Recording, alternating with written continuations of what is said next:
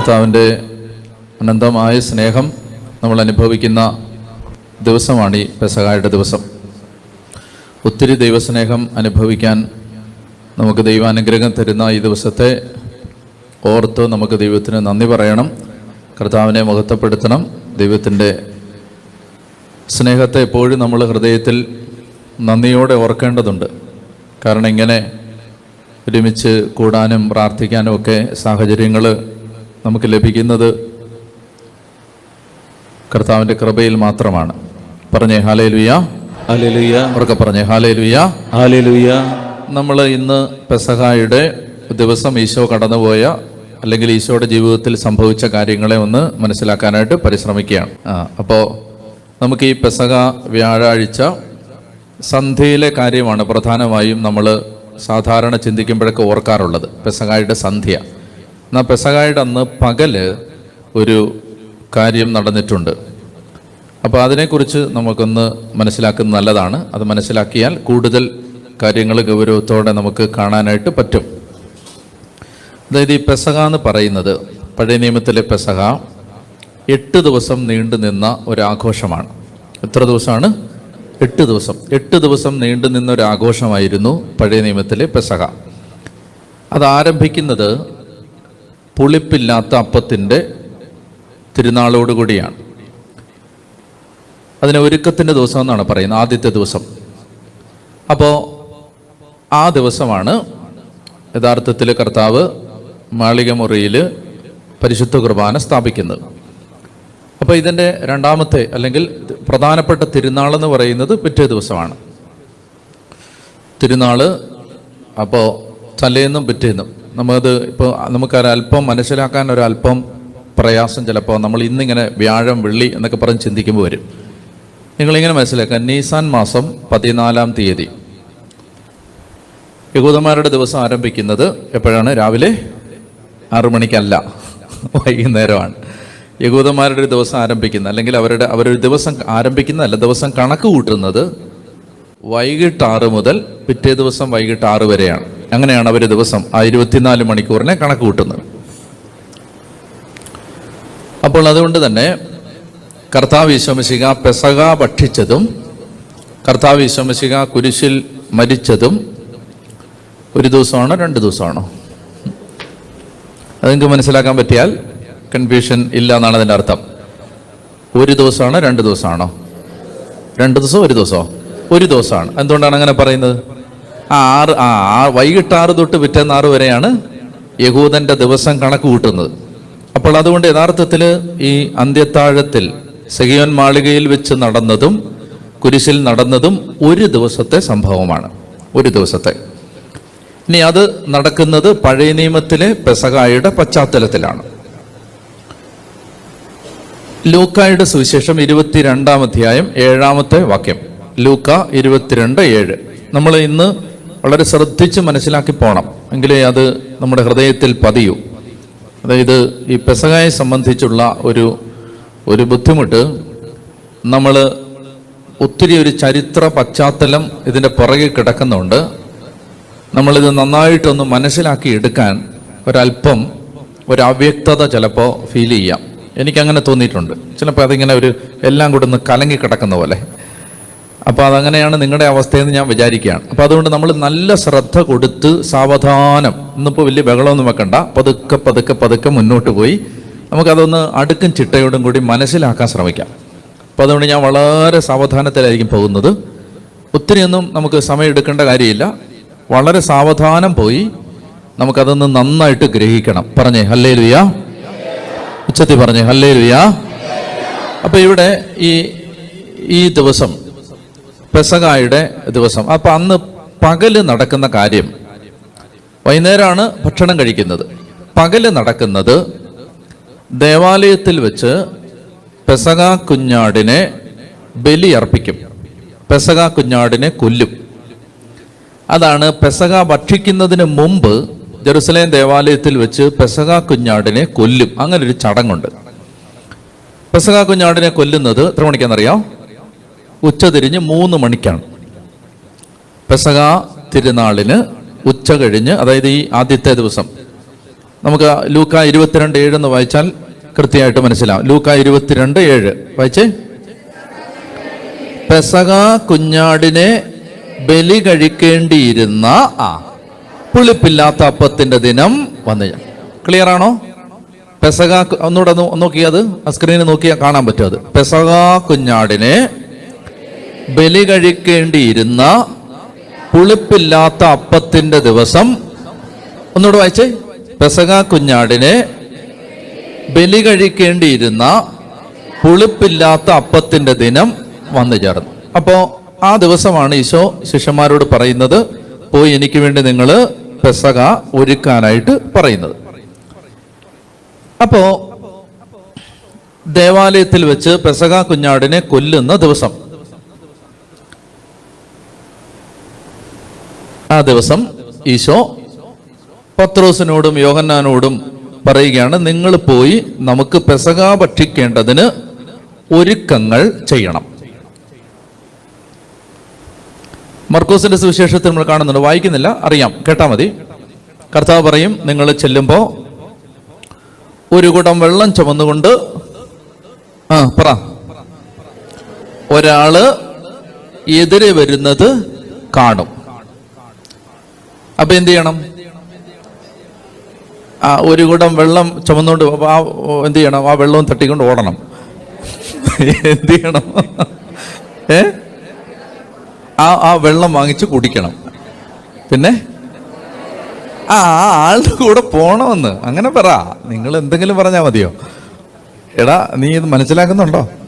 അപ്പൊ അതായത് ഈ വെള്ളം ചുമന്നുകൊണ്ട് ഒരാൾ, അപ്പൊ അത് ഒരിക്കലും ഒരു യഹൂദന്റെ തെരുവിൽ കാണാത്ത കാഴ്ചയാണത്. എന്ത്? ആ വെള്ളം ചുമക്കുന്നതല്ല, ആണൊരുത്തൻ കുടവും ചുമന്നുകൊണ്ട് പോകുന്നത്.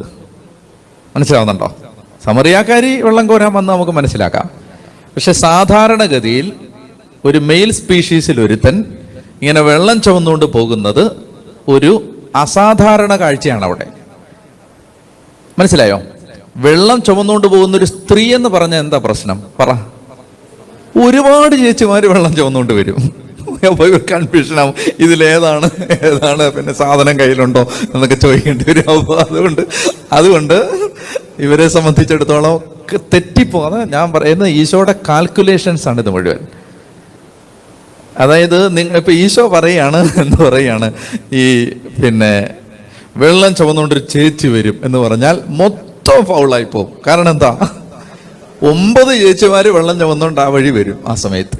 അപ്പൊ ഇത് പത്രോസ് യോഹന്നാൻ കൺഫ്യൂഷൻ ആയിപ്പോ പിന്നെ ചെന്ന് ചോദിക്കണം, അതെ ഈ പ്രശ്നമാവും. അപ്പൊ അതുകൊണ്ടാണ് ഈശോ പറഞ്ഞത്, ഒരു മനുഷ്യൻ ആണൊരുത്തൻ വെള്ളം ചുമന്നുകൊണ്ട് വരും. കാൽക്കുലേഷനാണ്. അപ്പൊ അത് എന്തിനാ അങ്ങനെ പറഞ്ഞേ? എന്തിനായിരിക്കും അങ്ങനെ പറഞ്ഞേ? ഈശോയ്ക്ക് പറഞ്ഞാ പോരെ, ലൈൻ 2 ഹൗസ് നമ്പർ 10 എന്നൊക്കെ പറഞ്ഞാ പോരെ? അഡ്രസ് എഴുതി കൊടുത്തു വിട്ടാ പോരെ? അല്ലെങ്കിൽ പറഞ്ഞാ പോരെ ഇന്ന വീട്ടിൽ? എന്താ പറയാത്തെ? അതിനൊരു കാരണമുണ്ട്. ഇതിനകത്ത് ഒരാള് ഇവനെ ഒറ്റിക്കൊടുക്കാൻ, കാണിച്ചു കൊടുക്കാനുള്ള സാധ്യതയും സാഹചര്യവും തിരക്കി നടക്കുകയാണ്. അവൻ അറിയാൻ പാടില്ല എവിടാണ് ഇത് ഒരുക്കുന്നതെന്ന്. കാരണം ആ വീട്ടിൽ വെച്ച് യേശു അറസ്റ്റ് ചെയ്യപ്പെടാൻ പാടില്ല. പറഞ്ഞേ ഹല്ലേലൂയാ. എന്തുകൊണ്ട്? അതാണ് പ്രധാനപ്പെട്ട ചോദ്യം.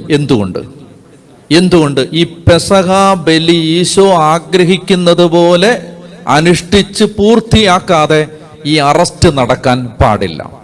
അത് ഈശോയ്ക്ക് നിർബന്ധം ഉണ്ടായിരുന്നു. അത് വായിക്കുന്നത് ലൂക്ക 22 14 വാക്യമാണ്. അന്ന് വായിച്ചേ. ലൂക്ക 22:14 വായിക്കാമോ? 14-15 സമയമായപ്പോൾ അവൻ ഭക്ഷണത്തിനിരുന്നു, അവനോടൊപ്പം അപ്പസ്തോലന്മാര്. 15 വായിച്ച്. ലൂക്ക 22:15 അവൻ അവരോട് പറഞ്ഞു, പീഡ അനുഭവിക്കുന്നതിന് മുമ്പ് നിങ്ങളോടുകൂടെ ഈ പെസഹ ഭക്ഷിക്കുന്നതിന് ഞാൻ അത്യധികം ആഗ്രഹിച്ചു. എന്നോട് വായിച്ചത്. അവൻ അവരോട് പറഞ്ഞു, പീഡ അനുഭവിക്കുന്നതിന് മുമ്പ് നിങ്ങളോട് കൂടെ ഈ പെസഹ ഭക്ഷിക്കുന്നതിന് ഞാൻ അത്യധികം ആഗ്രഹിച്ചു എന്ന് പറഞ്ഞേ. ഹല്ലേലൂയാ, ഹല്ലേലൂയാ. പീഡ അനുഭവിക്കുന്നതിന് മുമ്പ് നിങ്ങളോട് കൂടി ഈ പെസഹ ഭക്ഷിക്കുന്നതിന് ഞാൻ അത്യധികം ആഗ്രഹിച്ചു. അപ്പൊ ഈശോയ്ക്കാണ് ഈ പെസഹ ഭക്ഷണം നടന്നേ പറ്റൂ. നിങ്ങൾ മനസ്സിലാക്കിയിരിക്കണം, ഈ മാളിക മുറിയിൽ വെച്ച് നടന്ന സംഭവം യേശുവിന് കുരിശിൽ വെച്ച് നടന്ന സംഭവം പോലെ പ്രധാനപ്പെട്ടതായിരുന്നു. മനസ്സിലാക്കിയിരിക്കണം. അത് സ്കിപ്പ് ചെയ്യാവുന്നൊരു സാധനമല്ല. അത് മാറ്റിയിട്ട് ഈശോയ്ക്ക് കുരിശിൽ, എന്തായാലും ഈശോ കുരിശെ മരിക്കാൻ പോവല്ലേ, കുരിശിലെ മരണം മാത്രം മതി. അതാണല്ലോ ലോകത്തിന്റെ രക്ഷ നേടിത്തരുന്നത്. നിങ്ങൾ മനസ്സിലാക്കേണ്ടത്, ഈശോയ്ക്ക് നിർബന്ധമാണ് വെള്ളിയാഴ്ച ഈശോ കുരിശിൽ മരിക്കുന്നത് പോലെ തന്നെ ഈശോയ്ക്ക് നിർബന്ധമാണ് ഈ ദിവസം, ഈ വ്യാഴാഴ്ച വൈകിട്ട് സെഗിയോൻ മാളികയിൽ ഈ പെസഹ ഭക്ഷിക്കണം. കാരണം എന്താണ്? അതാണ് ഇനി വരും കാലങ്ങളിൽ യേശുവിന്റെ ബലിയായി യേശുവിന്റെ അനുയായികൾ അർപ്പിക്കാൻ പോകുന്നത്. അതുകൊണ്ട് അത് ഈശോയ്ക്ക് കണിശമാണ്, നിർബന്ധമാണ്. പറഞ്ഞേ ഹല്ലേലൂയ. അപ്പോ വളരെ ശ്രദ്ധയോടെ നമുക്ക് സാവധാനം പോകണം. അപ്പൊ ഈശോ പറയുകയാണ്, ഒരു മനുഷ്യൻ എതിരെ കുടവും ചുമന്നുകൊണ്ട് വരും. ഇനി മറ്റൊരു കാര്യം നമ്മൾ പെസഹയുമായിട്ട് ബന്ധപ്പെട്ട് മനസ്സിലാക്കാനുള്ളത്, ഈ യഹൂദന്മാരുടെ പെസഹ യഥാർത്ഥത്തില് പെസഹ എന്ന് പറയുമ്പോൾ നമ്മൾ സാധാരണ മനുഷ്യരുടെ ഓർമ്മയിലേക്ക് വരാൻ സാധ്യതയുള്ളത് പെസഹ ഭക്ഷണം കഴിക്കുന്നതാണ്. ശരിയല്ലേ? Yes or no? പെസഹ എന്ന് പറയുമ്പോൾ നമ്മൾ സാധാരണക്കാരുടെ മനസ്സിലേക്ക് വരുന്നത് പെസഹ നമ്മുടെ പെസഹ അല്ല.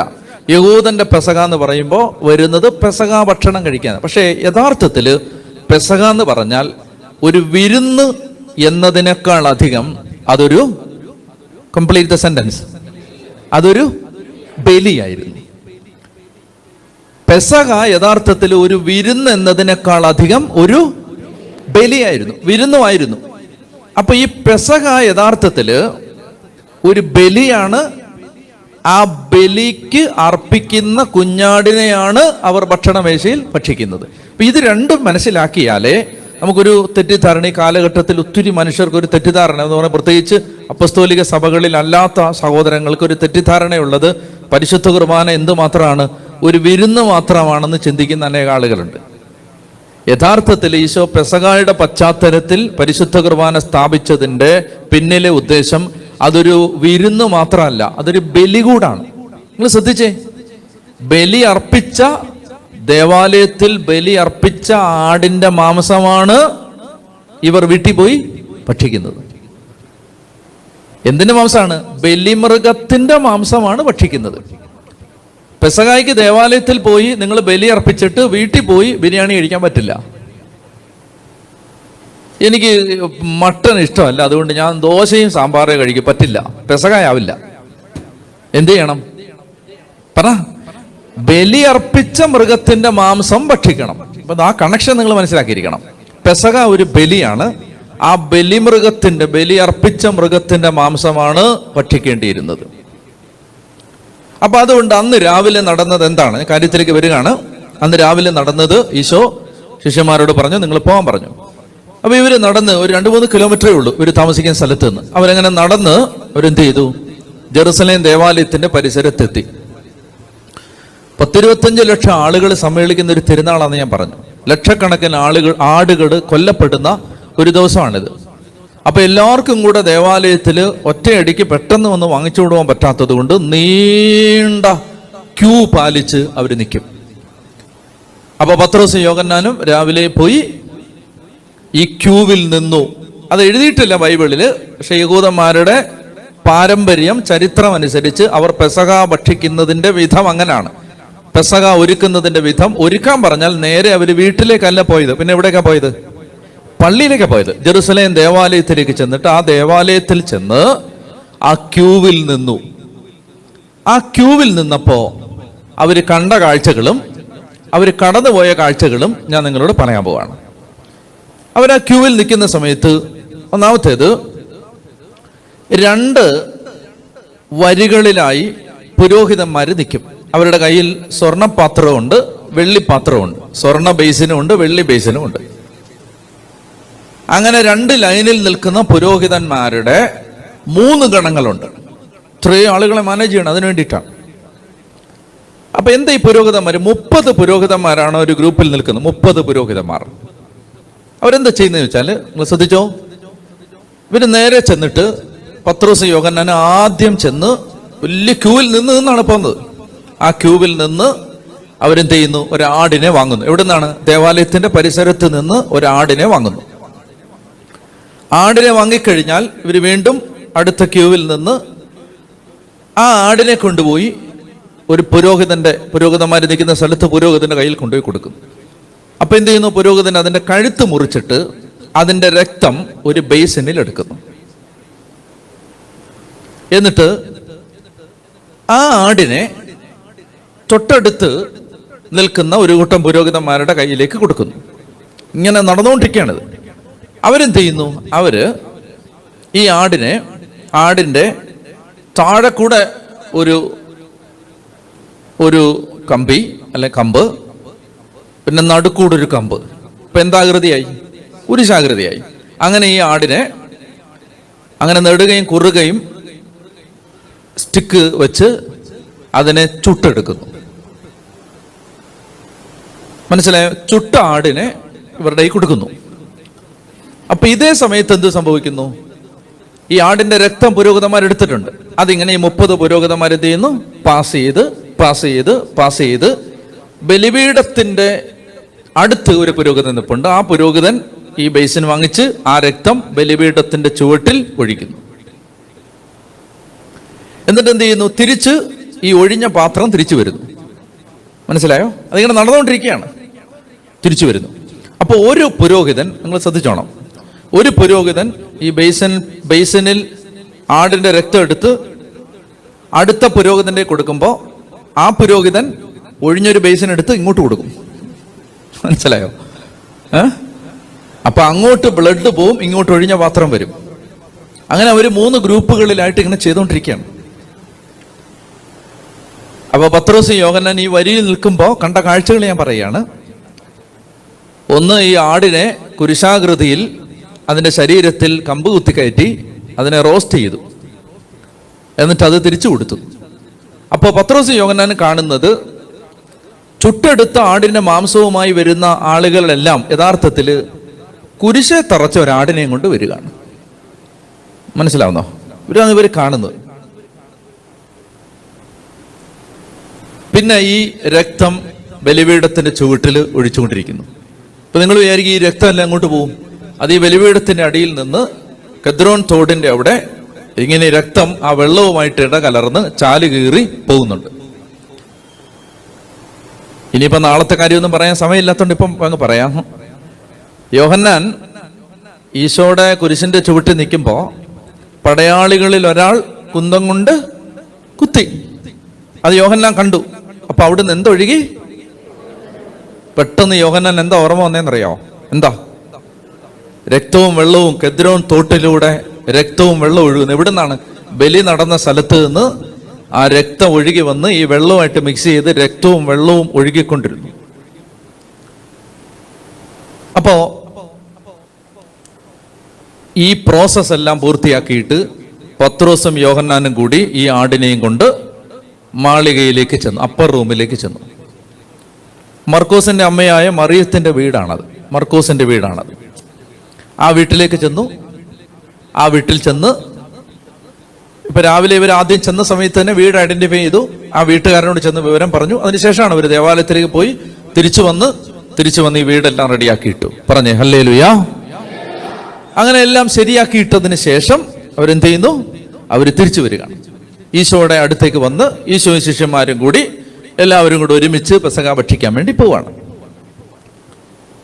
അപ്പൊ ഇവിടെ നമ്മളൊരു ചോദ്യം ചോദിക്കണം. തന്റെ മരണത്തിന്റെ പശ്ചാത്തലമായി പെസഹ തിരുനാൾ എന്തുകൊണ്ട് യേശു തിരഞ്ഞെടുത്തു? താൻ മരിക്കുന്നതിന് പെസഹയുടെ പശ്ചാത്തലം എന്തുകൊണ്ട് യേശു തിരഞ്ഞെടുത്തു? ഈ ചോദ്യമാണ് നമ്മൾ ആദ്യം ചോദിക്കേണ്ടത്. അതിന് പല കാരണങ്ങളുണ്ട്. ഒന്നാമത്തേത്, ഈശോയുടെ മരണവുമായിട്ട് പെട്ടെന്ന് ബന്ധപ്പെടുത്താൻ പറ്റുന്ന ഒരു തിരുനാളായിരുന്നു പെസഹ. കാരണം ഈ പെസഹ തിരുനാളിന് സംഭവിക്കുന്ന പല കാര്യങ്ങളും യേശുവിന്റെ മരണവും തമ്മിൽ ബന്ധമുണ്ടായിരുന്നു. അതുകൊണ്ടാണ് യേശുവിന് റിലേറ്റ് ചെയ്യാൻ പറ്റുമായിരുന്നു. പറഞ്ഞേ ഹല്ലേലൂയാ. ഞാൻ ചില സൂചനകൾ പെട്ടെന്ന് പറയാം, ചില കാര്യങ്ങൾ. ഒന്ന്, ഈ ബലി കഴിക്കാൻ ലക്ഷക്കണക്കിന് ആടുകളെ വേണോ? അത് ഈ പെസഹാട് അന്ന് ആടിനെ തപ്പിപ്പോയാൽ പറ്റുമോ? പറ്റില്ല. അതുകൊണ്ട് അവരെന്ത് ചെയ്തു? ഈ ആടിനെ അവർ ദേവാലയത്തിലേക്ക് ലക്ഷക്കണക്കിന് ആടുകളെ അവർ കൊണ്ടുവരുന്നത് ഏത് ദിവസമാണെന്നറിയാം? പറ. തിങ്കളാഴ്ച ദിവസമാണ്. ഓശാനയുടെ അന്ന് പിറ്റേന്ന് തിങ്കൾ, മനസ്സിലായി? ഹോളി വീക്കിലെ തിങ്കളാഴ്ച. ആ തിങ്കളാഴ്ചയാണ് അവർ ആടുകളെ ദേവാലയത്തിൽ പ്രസന്റ് ചെയ്യുന്നത്. ഓശാന കഴിഞ്ഞ് പിറ്റേ ദിവസം ഈശോ ദേവാലയത്തിലേക്ക് വരുന്നതിനെ വ്യാഖ്യാനിക്കുന്നത് ആട് തന്നെ തന്നെ ദേവാലയത്തിൽ പ്രസന്റ് ചെയ്തു. ഈ ആടാണല്ലോ ഇനി ബലിയാവാൻ പോകേണ്ടത്, മനസ്സിലായി? തിങ്കളാഴ്ച ഈശോ ദേവാലയത്തിലേക്ക് വരുന്നുണ്ട് ഓശാനയുടെ പിറ്റേന്ന്. അതിനെക്കുറിച്ച് പറയുന്നത് എങ്ങനെയാണ്? ബലിയാകാൻ പോകുന്ന കുഞ്ഞാട് ദേവാലയത്തിൽ തന്നെ തന്നെ പ്രസന്റ് ചെയ്തു. അപ്പൊ അത് ഈശോയും തമ്മിൽ ബന്ധമുണ്ട്. ഇനി ഈ ആടിനെ തിങ്കൾ, ചൊവ്വ, ബുധൻ, വ്യാഴം 4 ദിവസം ദേവാലയ പരിസരങ്ങളിൽ കെട്ടിയിട്ടിരിക്കും ഈ ആടുകളെ. അതെന്തിനെന്ന് വെച്ചാല് പുരോഹിതന്മാര്, ഫരിസയര്, സദൂക്കായര്, ലേവായര്, ഉത്തരവാദിത്തപ്പെട്ട ആളുകളെല്ലാം കൂടി ഈ ആടുകളെ എന്ത് ചെയ്യും? പരിശോധിക്കും. എന്ത് പരിശോധിക്കും? ഈ ആടിന് വല്ല കുറവുണ്ടോന്ന്, ഈ ആടിൽ വല്ല കളങ്കവും ഉണ്ടോ എന്ന് പരിശോധിക്കാനാണ് ഈ 4 ദിവസം. നിങ്ങൾ ശ്രദ്ധിക്കുന്നുണ്ടോ? തിങ്കൾ, ചൊവ്വ, ബുധൻ ദിവസങ്ങളിൽ യഥാർത്ഥത്തിൽ യേശുവിന്റെ ജീവിതത്തിൽ എന്ത് പരിശോധനയാ ഫരിസേയരും സദുക്കാരൊക്കെ നടത്തിയത്? ഇവനിൽ എന്ത് കുറ്റം കണ്ടുപിടിക്കാം, അങ്ങനെ കണ്ടുപിടിക്കാൻ എല്ലാ പരിശ്രമങ്ങളും നടത്തിയിട്ട് അവർ വിജയിച്ചോ? അവനിൽ ഒരു കുറ്റവും കണ്ടുപിടിക്കാൻ പറ്റിയില്ല. കണ്ടോ ആടുമായിട്ടുള്ള ബന്ധം? കണ്ടോ? ഈ ആട് ബലിയാവാൻ പോകുന്ന ആടാണ്. ആടിനെ എല്ലാ കൂട്ടരും, സദൂക്കായര് വന്നു നോക്കി, പരിസേര് വന്നു നോക്കി, പുരോഹിതര് വന്നു നോക്കി, എല്ലാ കൂട്ടരും പരിശോധിച്ചിട്ടും അവനിൽ ഒരു കുറ്റവും കാണാനായിട്ട് പറ്റിയില്ല. അപ്പോ ഈശോയുടെ ജീവിതവുമായിട്ട് ബന്ധമുണ്ട്. മൂന്നാമത്തേത്, ഈ ആടിന്റെ രക്തം ഒഴിക്കുന്നത് എവിടാണ്? അൾത്താരയുടെ ചുവട്ടിലാണ്, അല്ലേ? ഈശോ കുരിശിൽ ബലിയായി മാറുമ്പോ അവന്റെ രക്തം വീണത് എവിടാണ്? ആ കുരിശാകുന്ന ബലിപീഠത്തിന്റെ ചുവട്ടിലാണ്. ഇനി കുഞ്ഞാടിന്റെ രക്തമെടുത്ത് കട്ടളപ്പടിയിൽ തളിക്കണമെന്ന് പറഞ്ഞു. അപ്പൊ നിങ്ങളൊന്ന് ആലോചിക്കേ, ഒരു കട്ടള നിങ്ങളുടെ മനസ്സിൽ വിഷ്വലൈസ് ചെയ്താൽ, ഒരു കട്ടള, അതിനകത്ത് എവിടെല്ലാം തളിക്കും ഈ ബ്ലഡ്? വീട്ടുകാരൻ പറഞ്ഞേ. മേളിൽ തളിക്കും, 2 വശത്തും തളിക്കും. അങ്ങനെ തളിക്കുമ്പോൾ ബ്ലഡ് താഴെയും വീഴും. ഞാൻ പറഞ്ഞത് ശരിയാണോ? മേളിൽ തളിക്കുമ്പോൾ കറക്റ്റായിട്ട് താഴെയും വീഴില്ല, താഴത്തെ പടിയിലും. ബ്ലഡ് അല്ലേ, അത് ഒഴുകി വരത്തില്ലേ? ജെല്ലൊന്നും അല്ലല്ലോ, ബ്ലഡ് അല്ലേ, ഒഴുകി വരില്ലേ?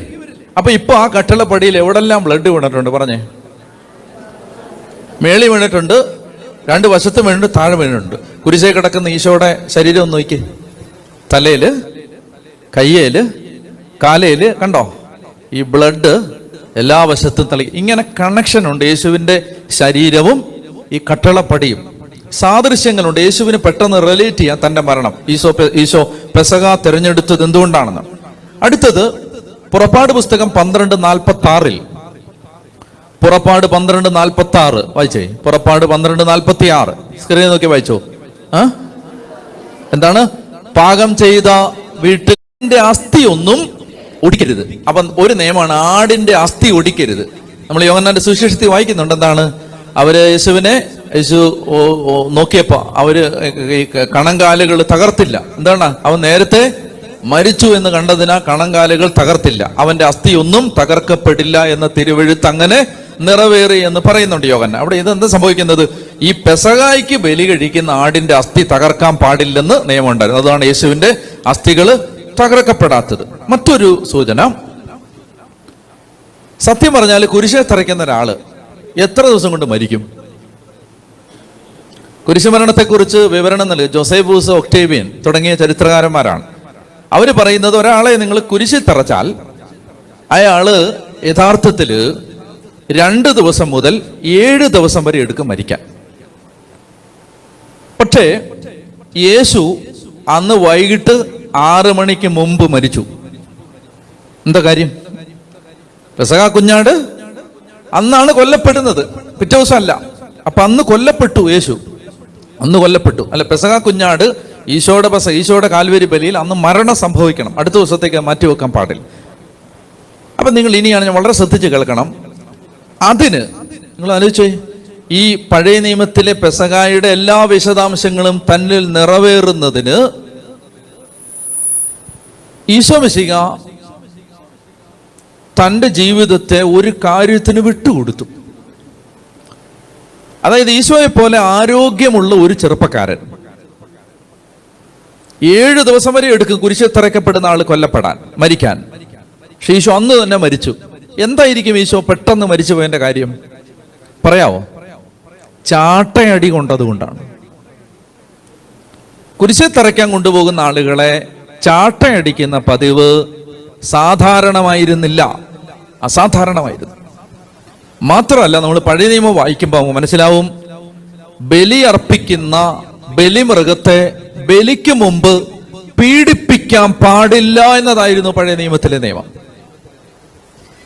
അതായത് കൊല്ലുന്നതിന് മുമ്പ് ഒരു ബലിമൃഗത്തെ, ഇപ്പൊ നിങ്ങൾ കാളയാണ് ബലി കഴിക്കുന്നത്, ആടിനെയാണ്, ആ ആടിനെ അതിന് മുമ്പ് ഒന്നും ചെയ്യരുത്, അതിനെ ഉപദ്രവിക്കരുത്. പക്ഷെ ആ നിയമം മാത്രം ഈശോ തൻ്റെ ജീവിതത്തിൽ ഒരു എക്സെപ്ഷൻ ആയിട്ട് മാറ്റി. അവൻ തന്നെ വിട്ടുകൊടുത്തു. കർത്താവാണല്ലോ ഇതെല്ലാം പ്ലാൻ ചെയ്തിരിക്കുന്നത്. നിങ്ങൾ ആലോചിച്ച് നോക്ക്, നമുക്ക് ഈ പാഷൻ ഓഫ് ക്രൈസ്റ്റ് കാണുമ്പോഴോ അല്ലെ ഇത് വായിക്കുമ്പോഴോ ഒക്കെ നമ്മൾ ഏറ്റവും കൂടുതൽ വേദനിപ്പിക്കുന്നത് എന്താ? യേശുവിന്റെ ചാട്ട, യേശുവിനെ അടിക്കുന്നതാണ് നമ്മളെ ഹൃദയം തകർത്ത് കളയുന്നത്. ആ ചാട്ടയടി കൊണ്ടതാണ് യഥാർത്ഥത്തിൽ യേശു പെട്ടെന്ന് മരിച്ചു പോകാൻ കാരണം. അപ്പൊ അന്ന് തന്നെ മരിക്കാൻ ഈശോ യഥാർത്ഥത്തിൽ ഈ ചാട്ടയടി ഞാൻ വിചാരിക്കുകയാണ് ചോദിച്ചു വാങ്ങിച്ചതാണ്. ചോദിച്ചു വാങ്ങിച്ചു എന്ന് പറഞ്ഞാൽ ദൈവം അത് മുൻകൂട്ടി കണ്ട് ദൈവം ചെയ്തതാണത്. മനുഷ്യൻ ചെയ്തു എന്നതിനേക്കാൾ മനുഷ്യനാണ് ചെയ്തത്, പക്ഷെ അതിന് പിന്നിൽ ഒരു ദൈവ പദ്ധതിയുണ്ട്. അതായത് അന്ന് തന്നെ കൊല്ലപ്പെടണം. ഉറക്കെ പറഞ്ഞേ ഹല്ലേലൂയാ, ഉറക്കെ പറഞ്ഞേ ഹല്ലേലൂയാ, ഹല്ലേലൂയാ, ഹല്ലേലൂയാ. അപ്പോ ഞാൻ പറഞ്ഞു വരുന്നത്, എന്തിന് ഈശോ പെസഹ തിരുനാളിന് തന്റെ മരണം തിരഞ്ഞെടുക്കാൻ തീരുമാനിച്ചു? അതിന് ഈ കാരണങ്ങളെല്ലാം ഉണ്ട്. അതുകൊണ്ടാണ് അപ്പസ്തോലനായ പൗലോസ് ശ്ലീഹ 1 കൊരിന്ത്യർ 5:7 പറയുന്നത്. വായിച്ചേ, 1 കൊരിന്ത്യർ 5:7 വായിച്ചേ, സ്ക്രീനിൽ നോക്കി വായിച്ചേ. 1 കൊരിന്ത്യർ 5:7. നിങ്ങൾ പുളിപ്പില്ലാത്ത പുതിയ മാവ് ആകേണ്ടതിന് പുളിപ്പ് നീക്കിക്കളയുവിൻ. നിങ്ങൾ പുളിപ്പില്ലാത്തവർ ആയിരിക്കേണ്ടവരാണല്ലോ.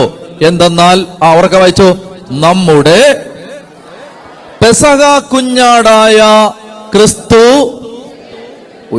അപ്പൊ ക്രിസ്തു ആരാണ്? നമ്മുടെ പെസഹ കുഞ്ഞാട്. അപ്പൊ ഈശോ പെസഹായ്ക്ക് ദേവാലയത്തിൽ കൊല്ലപ്പെട്ട കുഞ്ഞാട് താനാണ് ആട്. അതാണ് യോഹന്നാൻ പറഞ്ഞത്. യോഹന്നാന്റെ സുവിശേഷം 1:29 വായിച്ചേ. യോഹന്നാൻ 1:29 പെട്ടെന്ന് വായിക്കേ. യോഹന്നാൻ 1:29. അടുത്ത ദിവസം യേശു തന്റെ അടുത്തേക്ക് വരുന്നത് കണ്ട് അവൻ പറഞ്ഞു, ഇതാ ലോകത്തിന്റെ പാപം നീക്കുന്ന ദൈവത്തിന്റെ കുഞ്ഞാട്. അപ്പോ ഈ പാപം നീക്കുന്ന ദൈവത്തിന്റെ കുഞ്ഞാട്, പെസഹ കുഞ്ഞാട് യേശുവാണ്, താനാണ് എന്ന് പ്രഖ്യാപിക്കുന്നതിന് ഏറ്റവും നല്ല പശ്ചാത്തലം പെസഹ തിരുനാളാണ് എന്ന് കണ്ടതുകൊണ്ടാണ് ഈശോ പെസഹായുടെ പശ്ചാത്തലം തിരഞ്ഞെടുത്തത്. ഇനി നമുക്ക് കുറച്ച് കാര്യങ്ങൾ പറഞ്ഞാൽ മതി. അതായത് മനസ്സിലാക്കേണ്ടത്, ഇങ്ങനെ ഈശോ പെസഹായുടെ പശ്ചാത്തലം തിരഞ്ഞെടുത്തിട്ടാണ് പെസഹ ഭക്ഷിക്കാൻ വേണ്ടി മാളികയിലേക്ക് വരുന്നത്. നമുക്ക് വായിക്കാം. ലൂക്കായുടെ സുവിശേഷം 22 14 മുതൽ പെട്ടെന്ന് വായിക്കാം. സമയമായപ്പോൾ അവൻ ഭക്ഷണത്തിനിരുന്നു. അവനോടൊപ്പം അപ്പസ്തോലന്മാരും. അവൻ അവരോട് പറഞ്ഞു, പീഡ അനുഭവിക്കുന്നതിന് മുമ്പ് നിങ്ങളോടുകൂടെ ഈ പെസഹ ഭക്ഷിക്കുന്നതിന് ഞാൻ അത്യധികം ആഗ്രഹിച്ചു. ഞാൻ നിങ്ങളോട് പറയുന്നു, ദൈവരാജ്യത്തിൽ ഇത് പൂർത്തിയാകുന്നത് വരെ ഞാൻ ഇനി ഇത് ഭക്ഷിക്കുകയില്ല. അവൻ പാനപാത്രം എടുത്ത് കൃതജ്ഞതാ സ്തോത്രം ചെയ്തതിന് ശേഷം പറഞ്ഞു, ഇത് വാങ്ങി നിങ്ങൾ പങ്കുവെക്കുവിൻ. ഞാൻ നിങ്ങളോട് പറയുന്നു, ഇപ്പോൾ മുതൽ ദൈവരാജ്യം വരുന്നത് വരെ മുന്തിരിയുടെ ഫലത്തിൽ നിന്ന് ഞാൻ പാനം ചെയ്യുകയില്ല. പിന്നെ അവൻ അപ്പമെടുത്ത് കൃതജ്ഞതാ സ്തോത്രം ചെയ്ത് മുറിച്ച് അവർക്ക് കൊടുത്തുകൊണ്ട് അരുളി ചെയ്തു, ഇത് നിങ്ങൾക്ക് വേണ്ടി നൽകപ്പെടുന്ന എന്റെ ശരീരമാണ്, എന്റെ ഓർമ്മയ്ക്കായി ഇത് ചെയ്യുവിൻ. അപ്രകാരം തന്നെ അത്താഴത്തിന് ശേഷം അവൻ പാനപാത്രം എടുത്തുകൊണ്ട് അരുളി ചെയ്തു, ഈ പാനപാത്രം നിങ്ങൾക്ക് വേണ്ടി ചിന്തപ്പെടുന്ന എന്റെ രക്തത്തിലുള്ള പുതിയ ഉടമ്പടിയാണ്. അതായത് ഇനി നിങ്ങൾ നല്ലപോലെ ഒന്ന് ശ്രദ്ധിക്കണം. പെസഹായ്ക്ക് കൊല്ലപ്പെട്ട ആടിന്റെ മാംസമാണ് പെസഹ വിരുന്നിന് യഹൂദൻ ഭക്ഷിക്കേണ്ടിയിരുന്നത്. ഇനി ഒന്ന് ശ്രദ്ധിക്ക്, നമുക്ക് ഒരു കാര്യം ഒന്ന് മനസ്സിലാക്കാൻ ശ്രമിക്കാം. എന്തിനാണ് ഈശോ തലേന്ന് അപ്പവും വീഞ്ഞും എടുത്ത് ഇതിന്റെ ശരീരം, ഇതിന്റെ രക്തം എന്ന് പറഞ്ഞത്? അങ്ങനെ പറയാനുള്ള കാരണം ഇതാണ്, ഈശോയാണ് പെസഹ കുഞ്ഞാട്. അപ്പൊ ഈശോയാണ് പെസഹ കുഞ്ഞാടെങ്കിൽ ശ്രദ്ധിച്ചോ, ആ കുഞ്ഞാട് കൊല്ലപ്പെടുന്ന എപ്പോഴാ? ഈശോയാണ് പെസഹ കുഞ്ഞാടെങ്കിൽ ആ കുഞ്ഞാട് കൊല്ലപ്പെടുന്ന എപ്പോഴാ? വെള്ളിയാഴ്ച 3 മണിക്കാ. ആണോ? ആ കുഞ്ഞാടിനെയല്ലേ ഭക്ഷിക്കണ്ടേ? അപ്പൊ അത് ഭക്ഷിക്കണമെങ്കിൽ എന്നേ ഭക്ഷിക്കാൻ പറ്റൂ? ശനിയാഴ്ചയെ പറ്റൂ, അല്ലെങ്കിൽ വെള്ളിയാഴ്ച രാത്രിയല്ലേ പറ്റൂ? ആ, മനസ്സിലാവുന്നോ? അപ്പൊ കൊല്ലപ്പെട്ടതിന് ശേഷമല്ലേ ഭക്ഷിക്കാൻ പറ്റൂ? അപ്പോൾ കർത്താവ് ഈശോ മിശിഹായുടെ മുമ്പിൽ ഒരു പ്രശ്നം കിടക്കുകയാണ് ഇവിടെ. എന്താണ്? നിങ്ങൾ എൻ്റെ ശരീരം ഭക്ഷിക്കണം, എൻ്റെ രക്തം പാനം ചെയ്യണം. അപ്പൊ അത് ശിഷ്യന്മാരോട് മരിച്ചു കഴിഞ്ഞാൽ പിന്നെ പറയാൻ പറ്റുമോ? പറ്റില്ല. മാത്രമല്ല, ഈ പച്ച ശരീരവും പച്ച രക്തവും കുടിക്കാൻ അതും പറയാൻ പറ്റുമോ? പറ്റില്ല. പക്ഷെ പെസഹ ആയതുകൊണ്ട് അവന്റെ ശരീരവും രക്തവും ഭക്ഷിക്കുകയും പാനം ചെയ്യുകയും ചെയ്തേ പറ്റൂ. പെസഹ പൂർത്തിയാവണമെങ്കിൽ ബലിയർപ്പിക്കപ്പെട്ട കുഞ്ഞാടിന്റെ രക്തവും മാംസവും ഭക്ഷിച്ചേ പറ്റൂ. ഇത്ര മനസ്സിലായോ? പെസഹ ആവണമെങ്കിൽ, പെസഹ പൂർത്തിയാവണമെങ്കിൽ. എന്തായിരുന്നു പെസഹ പഴയ നിയമത്തിലെ? ഈജിപ്തിലെ അടിമത്തത്തിൽ നിന്ന് ജനം പുറത്തു കടന്നതിന്റെ ഓർമ്മ. എന്താണ് പുതിയ പെസഹ? പാപത്തിന്റെയും ശാപത്തിന്റെയും പിശാചിന്റെ അടിമത്തത്തിൽ നിന്ന് പുറത്തു കടക്കുന്ന പെസഹ. ആ പെസഹ, ആ വിമോചനം പൂർത്തിയാകണമെങ്കിൽ എന്ത് ചെയ്യണം? ബലിയർപ്പിക്കപ്പെട്ട കുഞ്ഞാടിന്റെ ശരീരവും രക്തവും കഴിക്കുകയും കുടിക്കുകയും ചെയ്യണം. ആ വിമോചനം പൂർത്തിയാവണമെങ്കിൽ, നിങ്ങൾ വളരെ ശ്രദ്ധിച്ചോണം ഇത്, വിമോചനം പൂർത്തിയാകണമെങ്കിൽ അത് ബലിയർപ്പിക്കപ്പെട്ട എന്തെങ്കിലും കഴിച്ചാൽ പോരാ, ബലിയർപ്പിക്കപ്പെട്ട കുഞ്ഞാടിന്റെ ശരീരവും രക്തവും പാനം ചെയ്യണം. ശരീരവും രക്തവും ഭക്ഷിക്കുകയും പാനം ചെയ്യുകയും ചെയ്യണം. പക്ഷെ പ്രശ്നം എന്താ? ബലി കഴിഞ്ഞിട്ട് അത് പറയാൻ പറ്റുമോ? ഇനി പറഞ്ഞാൽ തന്നെ അവരിങ്ങനെ ഈ ശരീരവും രക്തവും കഴിക്കുകയും കുടിക്കുകയും ചെയ്യുമോ? ചെയ്യില്ല. അപ്പോൾ വിമോചനം പൂർത്തിയാകാൻ വേണ്ടി യേശു എന്ത് ചെയ്തു? യേശു സെഗിയോൻ മാളിക മുറിയിൽ വെച്ച് അപ്പത്തിന്റെയും വീഞ്ഞിന്റെയും സാദൃശ്യത്തിൽ ഈ ബലിയെ വേറൊരു വിധത്തിൽ ആവിഷ്കരിക്കുകയാണ്. സെയിം ആണ്, അതിനെ മറ്റൊരു വിധത്തിൽ ആവിഷ്കരിക്കുകയാണ്. നിങ്ങൾ ശ്രദ്ധിച്ചേ. ഇപ്പൊ യഹൂദന്മാരാണ് ഇപ്പൊ ഇവിടെ ഇരുന്ന് പെസഹ ഭക്ഷിക്കാന്ന് വെച്ചു. യഹൂദന്മാർ ഇപ്പോൾ ഇവിടെ ഇരുന്ന് പെസഹ ഭക്ഷിക്കുമ്പോൾ അവരോർക്കുന്നത് കഴിഞ്ഞുപോയൊരു സംഭവമാണോ വരാൻ പോകുന്നൊരു സംഭവമാണോ? ആണല്ലോ. പക്ഷെ യേശുവിന് അങ്ങനെ പറ്റില്ല. യേശുവിന് എന്തേ പറ്റൂ? വരാൻ പോകുന്നൊരു സംഭവം, നാളെ നടക്കാൻ പോകുന്ന സംഭവം. അപ്പൊ ഇവിടെ ഈ കുഞ്ഞാടെല്ലാം റെഡിയായി, കൈപ്പിലകൾ, അതുപോലെ തന്നെ പുളിപ്പില്ലാത്ത അപ്പം, മാംസം ചുട്ടെടുത്തത് എല്ലാം ഈ മേശപ്പുറത്തിരിക്കുമ്പോ കർത്താവ് എന്ത് ചെയ്തു? ഈ ചുട്ടെടുത്ത മാംസം മാറ്റി അങ്ങ് വെച്ചു. എന്നിട്ട് ഈ അപ്പവും വീഞ്ഞും എടുത്ത് മുമ്പിലോട്ട് വെച്ചു. എന്നിട്ട് കർത്താവ് പറഞ്ഞു, ഞാൻ ഈ പഴയ കാര്യത്തെക്കുറിച്ച് അല്ല പറയുന്നത്, മറിച്ച് വരാൻ പോകുന്ന, നാളെ നടക്കാൻ പോകുന്നത്. പെസഹ കുഞ്ഞാട് ആരാണ്? ഞാനാണ്. പെസഹ കുഞ്ഞാട് ഞാനാണ്. ആ പെസഹ കുഞ്ഞാട് നാളെ ഉച്ചയ്ക്ക് 3 മണിക്ക് കൊല്ലപ്പെടും. പെസഹ പൂർത്തിയാവണമെങ്കിൽ നിങ്ങൾ എൻ്റെ ശരീരവും രക്തവും ഭക്ഷിക്കുകയും പാനം ചെയ്യുകയും ചെയ്യണം. നിങ്ങൾക്ക് എൻ്റെ ശരീരവും രക്തവും, രക്തം പുരണ്ട എൻ്റെ ശരീരവും എൻ്റെ ജീവരക്തവും നിങ്ങൾക്ക് കഴിക്കാനോ കുടിക്കാനോ പറ്റില്ല. എന്നാൽ പെസഹ പൂർത്തിയാവണമെങ്കിൽ ഇത് കഴിക്കുകയും കുടിക്കുകയും ചെയ്തേ പറ്റൂ. അതുകൊണ്ട് കർത്താവ് പറഞ്ഞു, ഈ അപ്പം എടുത്തിട്ട് പറഞ്ഞു, ഇത് എൻ്റെ ശരീരം, ഇതെൻ്റെ രക്തം, ഇത് നിങ്ങൾ കഴിക്കണം, ഇത് നിങ്ങൾ കുടിക്കണം. ഇത് കഴിക്കുകയും കുടിക്കുകയും ചെയ്യുന്ന എന്തിനാ? നിങ്ങൾ മനസ്സിലായെങ്കിൽ ഉത്തരം പറയണം. ഇത് കഴിക്കുകയും കുടിക്കുകയും ചെയ്യേണ്ട ആവശ്യം എന്താ? ഇത് കഴിക്കുകയും കുടിക്കുകയും ചെയ്യേണ്ട ആവശ്യം എന്താ? വിമോചനം പൂർത്തിയാവണമെങ്കിൽ ഇത് കഴിക്കുകയും കുടിക്കുകയും ചെയ്തേ പറ്റൂ. അപ്പൊ മനസ്സിലാക്കേണ്ടത്, ക്രിസ്തീയ ജീവിതത്തിന്റെ രക്ഷ അനുഭവം കംപ്ലീറ്റ് ആവുന്നത് എവിടാ? പരിശുദ്ധ കുർബാനയിലാണ്. പറഞ്ഞേ ഹല്ലേലൂയ. അതാണ് ഞാൻ പറയുന്നത്, സകല കെട്ട് വഴിയുന്നത് ഈ കുർബാനയിലാണെന്ന് പറയുന്നത് അതുകൊണ്ടാണ്. മനസ്സിലാവുന്നത്? നിങ്ങൾക്ക് ഇത് മനസ്സിലായോ? സകലമെങ്കിലും മനസ്സിലായോ? അതായത് ക്രിസ്ത്യൻ ഡെലിവറൻസ് കംപ്ലീറ്റ് ആവുന്നത് എവിടാ? ഈ ബലിപീഠത്തിലാണ്. ക്രിസ്ത്യാനിയുടെ വിമോചനം കംപ്ലീറ്റ് ആവുന്നത്, അല്ലെങ്കിൽ കംപ്ലീറ്റ് അല്ല എന്ന് പറഞ്ഞാൽ പരിശുദ്ധ കുർബാനയിൽ എത്താത്ത ഒരു ക്രിസ്തീയ ജീവിതം, അതിന്റെ വിമോചനം പൂർണ്ണമല്ല. നിങ്ങൾക്ക് മനസ്സിലായോ? ഇല്ല. ഒന്നുകൂടെ ഞാൻ പറയാം, ഒരാളെങ്കിലും മനസ്സിലാക്കാത്തുണ്ടെങ്കിൽ, അതായത് മനസ്സിലാക്കാൻ ക്രിസ്ത്യാനിയാണോ, ആ ക്രിസ്ത്യാനിയുടെ ക്രിസ്തീയ ജീവിതം പൂർത്തിയാവുന്നത് എവിടാ? എന്തുകൊണ്ട് യേശുവിന്റെ പെസഹ ബലി പൂർത്തിയാകണമെങ്കിൽ കുരിശിൽ മരിച്ചാൽ മാത്രമായില്ല, മറിച്ച് ശരീരവും രക്തവും ഭക്ഷിക്കുകയും പാനം ചെയ്യുകയും ചെയ്താലേ യേശുവിന്റെ കുരിശ് മരണം എന്റെ ജീവിതത്തിൽ പൂർത്തിയാവൂ. അത് പൂർത്തിയാവുന്നത് ബലിപീഠത്തിലാണ്. പറഞ്ഞേ ഹല്ലേലൂയാ, ഹല്ലേലൂയാ, ഹല്ലേലൂയാ. അതായത് ഇത് ഒരിക്കലും, എനിക്കിത് ആലോചിച്ചിട്ട് ഒരു എത്തും പിടിയില്ല എന്ന് പറഞ്ഞുണ്ടല്ലോ, ഇത് ഒരിക്കലും ഒരു മനുഷ്യന് ഉണ്ടാക്കാൻ പറ്റില്ല. ഈശോ ദൈവം ആയതുകൊണ്ട് മാത്രമാണ് കർത്താവിന് ഇങ്ങനെ പ്ലാൻ ചെയ്യാൻ പറ്റുന്നത്. ഈശോ ദൈവം ആയതുകൊണ്ടാണ്. അതായത് ഒരു മനുഷ്യന് ഇങ്ങനെ എല്ലാ വിശദാംശങ്ങളും പൂർത്തിയാക്കി ഒരു മനുഷ്യന് ഇങ്ങനെ പ്ലാൻ ചെയ്ത് ഇതിങ്ങനെ ഉണ്ടാക്കാൻ പറ്റില്ലത്.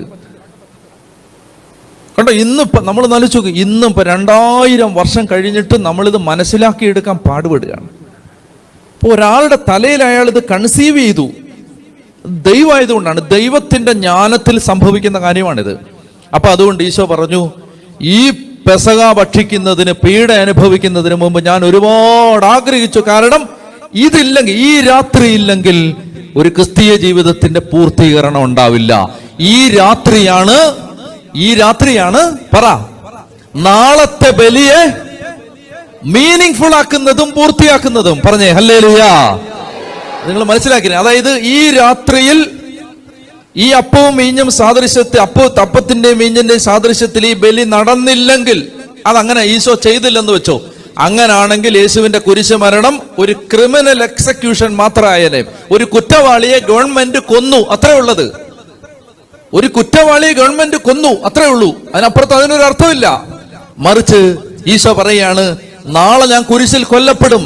അതൊരു ജുഡീഷ്യൽ മർഡർ അല്ല, അതൊരു ഗവൺമെന്റ് ഒരു കുറ്റവാളിയെ തൂക്കിലേറ്റുന്നതല്ല, മറിച്ച് നൂറ്റാണ്ടുകളായിട്ട് യഹൂദന്മാര് ആചരിച്ചു പോരുന്ന പെസഹായ്ക്ക് പകരം ഞാൻ സ്ഥാപിക്കുന്ന പെസഹ ബലിയാണത്. അത് ബലിയാണ്.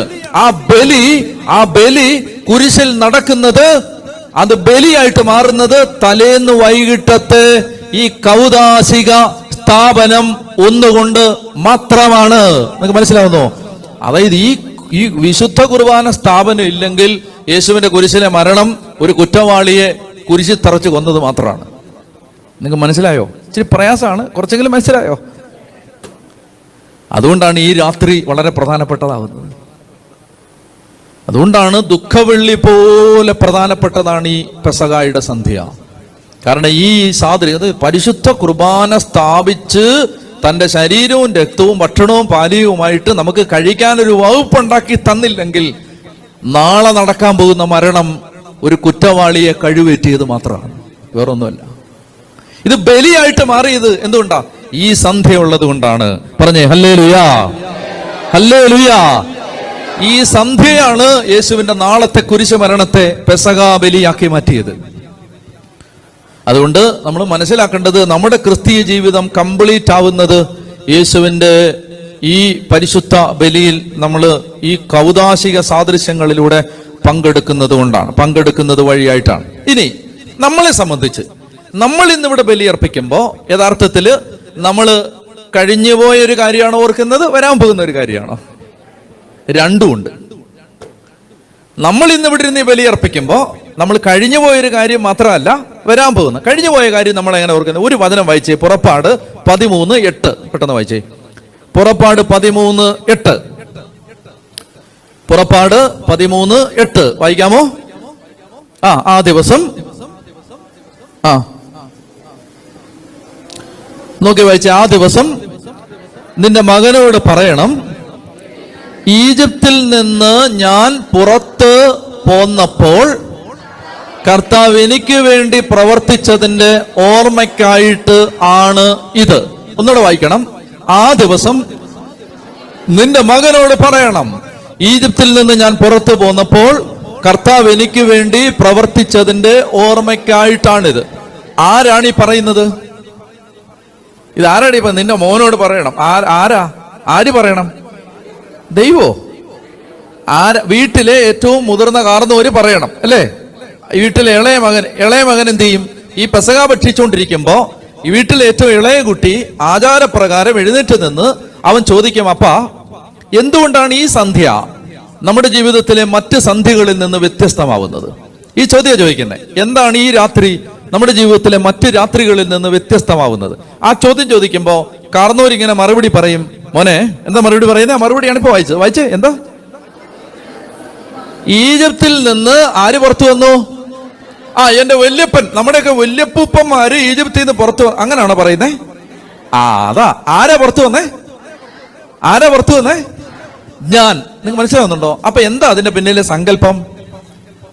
അതായത് യേശുവിന്റെ കാലത്തെ ഒരു യഹൂദൻ പെസഹ ഭക്ഷിക്കുമ്പോ വീട്ടിലെ ഇളയ കുഞ്ഞ് എഴുന്നേറ്റ് എന്ന് ചോദിക്കുകയാണ്, അപ്പ എന്താ ഈ രാത്രി മറ്റു രാത്രികളും വ്യത്യസ്തമായിരിക്കുന്നത്? അപ്പ മറുപടി പറയുന്നു, മോനെ, ഞാന് ഈജിപ്തിൽ നിന്ന് പുറത്തു വന്നപ്പോ കർത്താവ് ചെയ്തതിന്റെ. ഇയാൾ ഈജിപ്തിൽ പോയിട്ടുണ്ടോ? ഇയാൾ ഈജിപ്തിൽ അടിമയായിരുന്നോ? അപ്പൊ പിന്നെന്താ ഇയാൾ? What is assumption behind? അയാൾ പറയാണ് നമ്മളിപ്പോൾ, വളരെ ശ്രദ്ധിച്ചോണം, നമ്മളിപ്പോൾ ഇവിടെ ഈ ആടിന്റെ ചുട്ട മാംസവും ഈ കൈപ്പിലകളും ഈ പുളിപ്പില്ലാത്ത അപ്പവും കഴിക്കുമ്പോൾ നമ്മൾ കഴിക്കുന്നത് ഈജിപ്തിൽ നിന്ന് ജനം പുറത്തു കടന്നപ്പോൾ അവർ നടത്തിയ ആദ്യത്തെ പെസഹ ഭക്ഷണത്തിലാണ് നമ്മൾ ഇപ്പോൾ ഇവിടെ ഇരുന്നുകൊണ്ട്. ടൈം ട്രാവൽ എന്ന് നിങ്ങൾ കേട്ടിട്ടുണ്ടോ? സമയത്തിലൂടെ യാത്ര ചെയ്ത് നമ്മൾ ആദ്യത്തെ പെസഹായിൽ എത്തിയിട്ട് ആദ്യത്തെ പെസഹായിൽ നമ്മൾ എന്ത് അനുസ്മരിച്ചോ അതാണ് നമ്മളിപ്പോൾ ഈ പെസഹ. ഇന്ന് 2000 വർഷം കഴിഞ്ഞ് ഇത് ആചരിക്കുമ്പോൾ നമ്മൾ അവിടെ ചെല്ലുന്നത്, നമ്മൾ അവിടെ ആണ്. നിങ്ങൾ മനസ്സിലായോ? വിശുദ്ധ കുർബാന യഥാർത്ഥത്തിൽ നമ്മൾ അർപ്പിക്കുമ്പോൾ യഥാർത്ഥത്തിൽ നമ്മൾ എവിടെയാണ് ചെന്ന് നിൽക്കുന്നത്? കുരിശിന്റെ ചുവട്ടിലാണ് ചെന്ന് നിൽക്കുന്നത്. ഓരോ കുർബാനയും നമ്മളെ ടൈം ട്രാവലാണ്. ഓരോ കുർബാനയും നമ്മളെ കൊണ്ടുപോയി നിർത്തുന്നത് എവിടാ? നമ്മൾ ചെന്ന് നിന്നത് പള്ളിയിലാണ്, പക്ഷെ ചെന്നെത്തിയത് കാൽവരിയുടെ ചുവട്ടിലാണ്. ഹല്ലേലൂയാ. മനസ്സിലായോ? നമ്മള് കേറിപ്പോയത്, ആളുകൾ കണ്ടത് നമ്മൾ പള്ളിയിലോട്ട് കയറുന്നതാണ്, പക്ഷെ യഥാർത്ഥത്തിൽ നമ്മൾ എവിടെ എത്തിയത്? അപ്പൊ നിങ്ങളുടെ പള്ളിയുടെ വാതിൽ കാൽവരിയിലേക്ക് തുറക്കുന്ന കവാടമാണ്. നിങ്ങളുടെ പള്ളിയുടെ വാതില് കാൽവരി മലയിലേക്കുള്ള തുറന്നിട്ട വാതിലാണ്. മനസ്സിലായോ? നിങ്ങൾക്ക് കാൽവരിയിലേക്ക് പോയി 2000 വർഷം മുമ്പ് കർത്താവ് ഈശോ മിശിഹാ കുരിശിൽ നേടിത്തന്ന രക്ഷയെ അനുഭവിക്കാൻ പറ്റുന്നത് ഈ പള്ളിയുടെ വാതിൽ കടന്നകത്തേക്ക് കയറി വരുമ്പോഴാണ്. അത് ടൈം പുറകിലേക്ക് പോവാണ്. ഇത് മാത്രമല്ല, ഇത് മുന്നോട്ടും പോകുന്നുണ്ട്. നമ്മൾ പരിശുദ്ധ കുർബാന അർപ്പിക്കുമ്പോൾ നമ്മൾ മുന്നോട്ടും പോകുന്നുണ്ട്. മുന്നോട്ട് എങ്ങോട്ടാ പോന്നേ? അതായത് സ്വർഗത്തിലെ സ്വർഗീയ വിരുന്ന്, സ്വർഗീയ ആരാധന.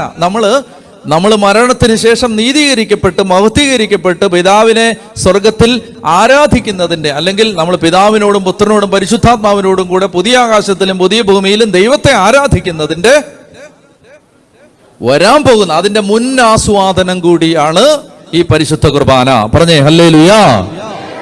പറഞ്ഞേ ഹല്ലേലൂയാ, ഹല്ലേലൂയാ, ഹല്ലേലൂയാ. പഴയ നിയമത്തില് മന്ന പൊഴിഞ്ഞതിനെ കുറിച്ച് കേട്ടോ. മന്ന എത്ര നാളുണ്ടായിരുന്നു ഇസ്രായേൽക്കാർക്ക്? ശ്രദ്ധിച്ചോണം. മന്നയുടെ ടേസ്റ്റ് എന്താണ്? തേനിന്റെ അല്ലേ? തേനിന്റെ രുചിയാണ് മന്നായിക്ക്. അപ്പൊ ഈ മന്ന കഴിക്കുമ്പോ കാനാൻ ദേശത്തെ കുറിച്ച് എന്താ പറയുന്നത്? അതിന് ഉപയോഗിക്കുന്ന വിശേഷണം അതാണ്, തേനും. അപ്പൊ മന്ന എന്തിന്റെ ഫോർ ടേസ്റ്റ് ആണ്? എത്തിച്ചേരാൻ പോകുന്ന നാടിന്റെ മുന്നാസ്വാദനമായിരുന്നു മന്ന. അതാണ് തേനിന്റെ രുചി. അതിന് ഈ തേൻ രുചിയുള്ള മന്ന കഴിക്കുമ്പോൾ ഈ യാത്രക്കാര്, മരുഭൂമിയിലൂടെ പോകുന്ന യാത്രക്കാര് ആ നാടിനെ കുറിച്ച് ഓർത്ത് സന്തോഷിക്കും. നമ്മൾ അവിടെ എത്താനുള്ളവരാണ്. ഇനി മന്ന പൊഴിയുന്നത് എന്നാ നിന്നേ? കാനാൻ ദേശത്തിന്റെ ബോർഡറിൽ എത്തിയപ്പോ മന്ന പൊഴിയുന്നത് നിന്നു. നിങ്ങൾക്ക് മനസ്സിലായോ? ഇതാണ് വിശുദ്ധ കുർബാന. വിശുദ്ധ കുർബാന എവിടാ? സ്വർഗീയ കാനാനിലേക്കുള്ള യാത്രക്കിടയിലുള്ള യാത്രാഭക്ഷണമാണിത്. ഇത് വരാൻ പോകുന്ന ആ മഹത്വത്തിന്റെ മുന്നാസ്വാദനമാണ് നമ്മൾ യേശുവിന്റെ ശരീരവും രക്തവും സ്വീകരിക്കാൻ നമുക്ക് കിട്ടുന്നത്. അപ്പൊ അത് വരാൻ പോകുന്ന നിത്യതയെ കുറിച്ചുള്ള ഒരു ഓർമ്മപ്പെടുത്തൽ കൂടിയാണ്. അങ്ങനെ ഇത് രണ്ടും നമുക്ക് പുറകിലോട്ടും പോകുന്നുണ്ട്, നമ്മൾ മുന്നോട്ടും പോകുന്നുണ്ട്. പറഞ്ഞേ ഹല്ലേലൂയാ.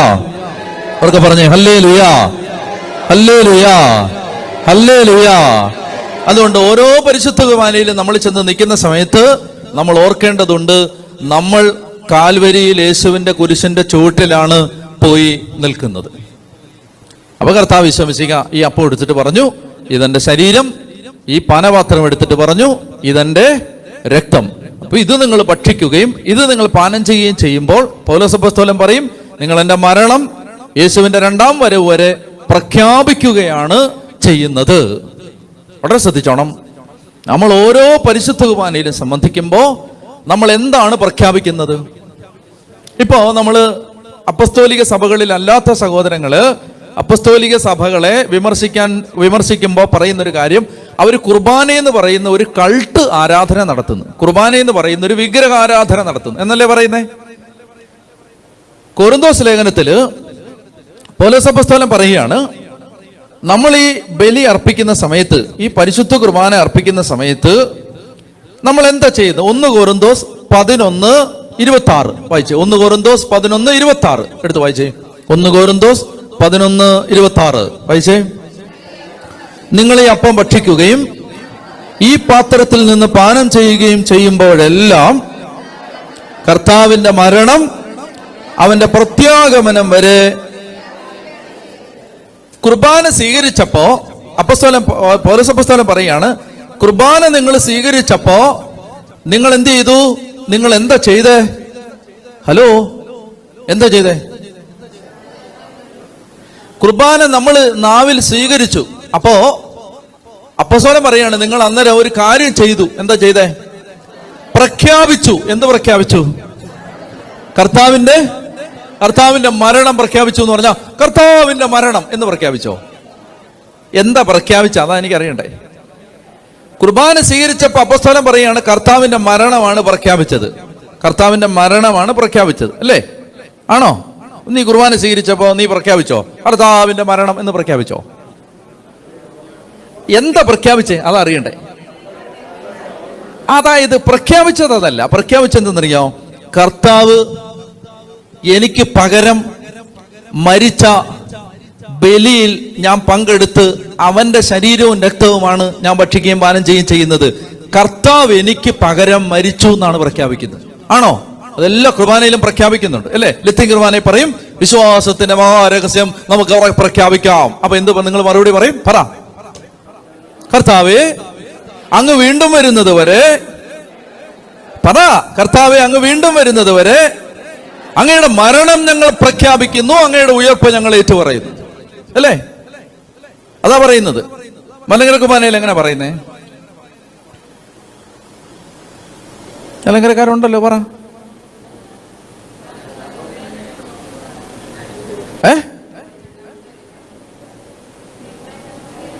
കർത്താവേ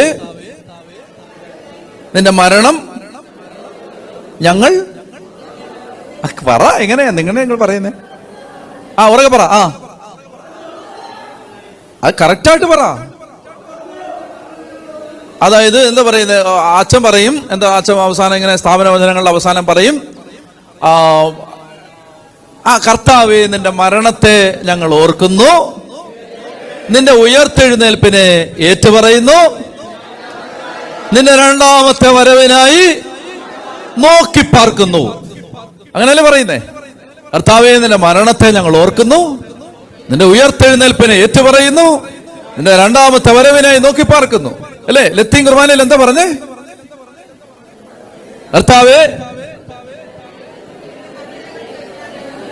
അങ്ങ് വീണ്ടും വരുന്നത് വരെ അങ്ങയുടെ മരണം ഞങ്ങൾ പ്രഖ്യാപിക്കുന്നു, അങ്ങയുടെ ഉയർപ്പ് ഞങ്ങൾ ഏറ്റുപറയുന്നു. മലങ്കര കുർബാന എന്താ പറഞ്ഞേ?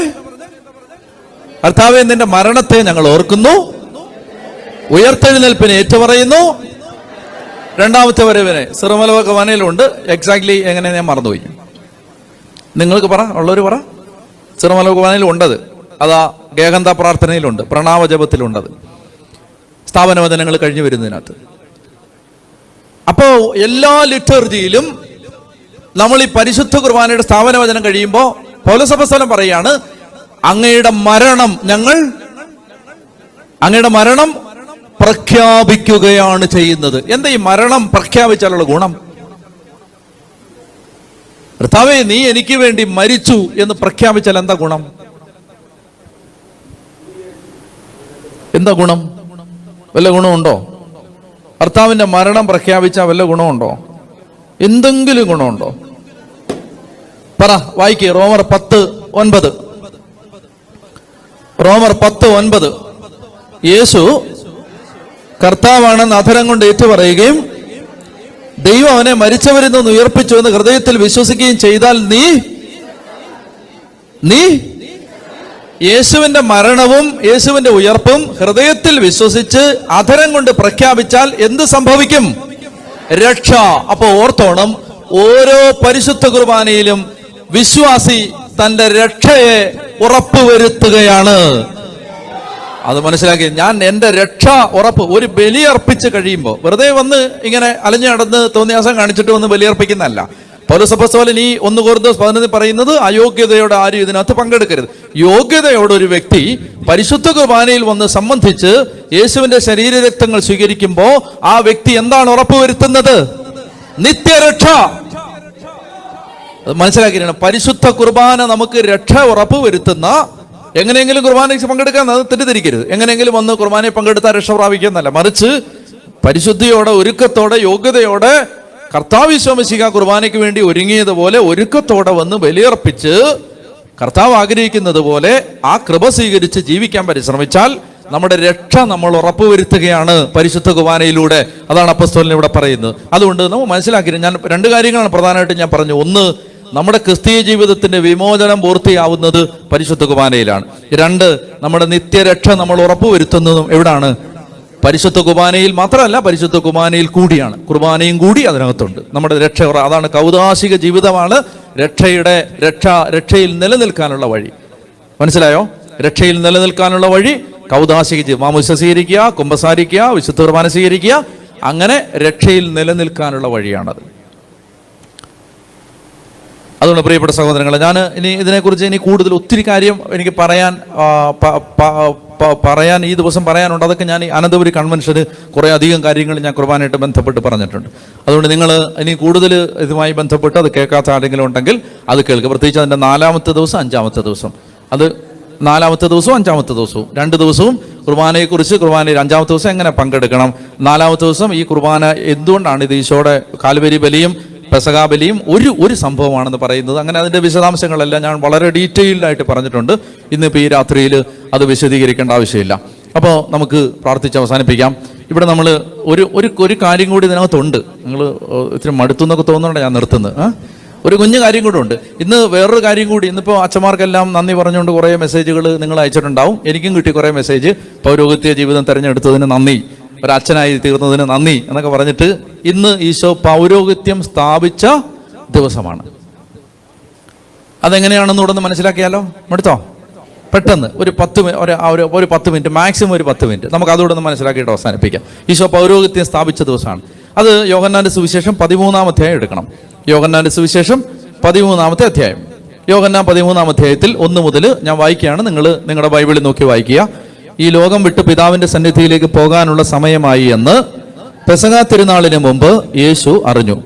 ലോകത്തിൽ തനിക്ക് സ്വന്തമായുള്ളവരെ അവൻ സ്നേഹിച്ചു, അവസാനം വരെ സ്നേഹിച്ചു. അത്താഴ സമയത്ത് പിശാച് ശിമയോന്റെ പുത്രനായ യൂദാസ്കറിയാത്തവരുടെ മനസ്സിൽ യേശുവിനെ ഒറ്റിക്കൊടുക്കുവാൻ തോന്നിച്ചു.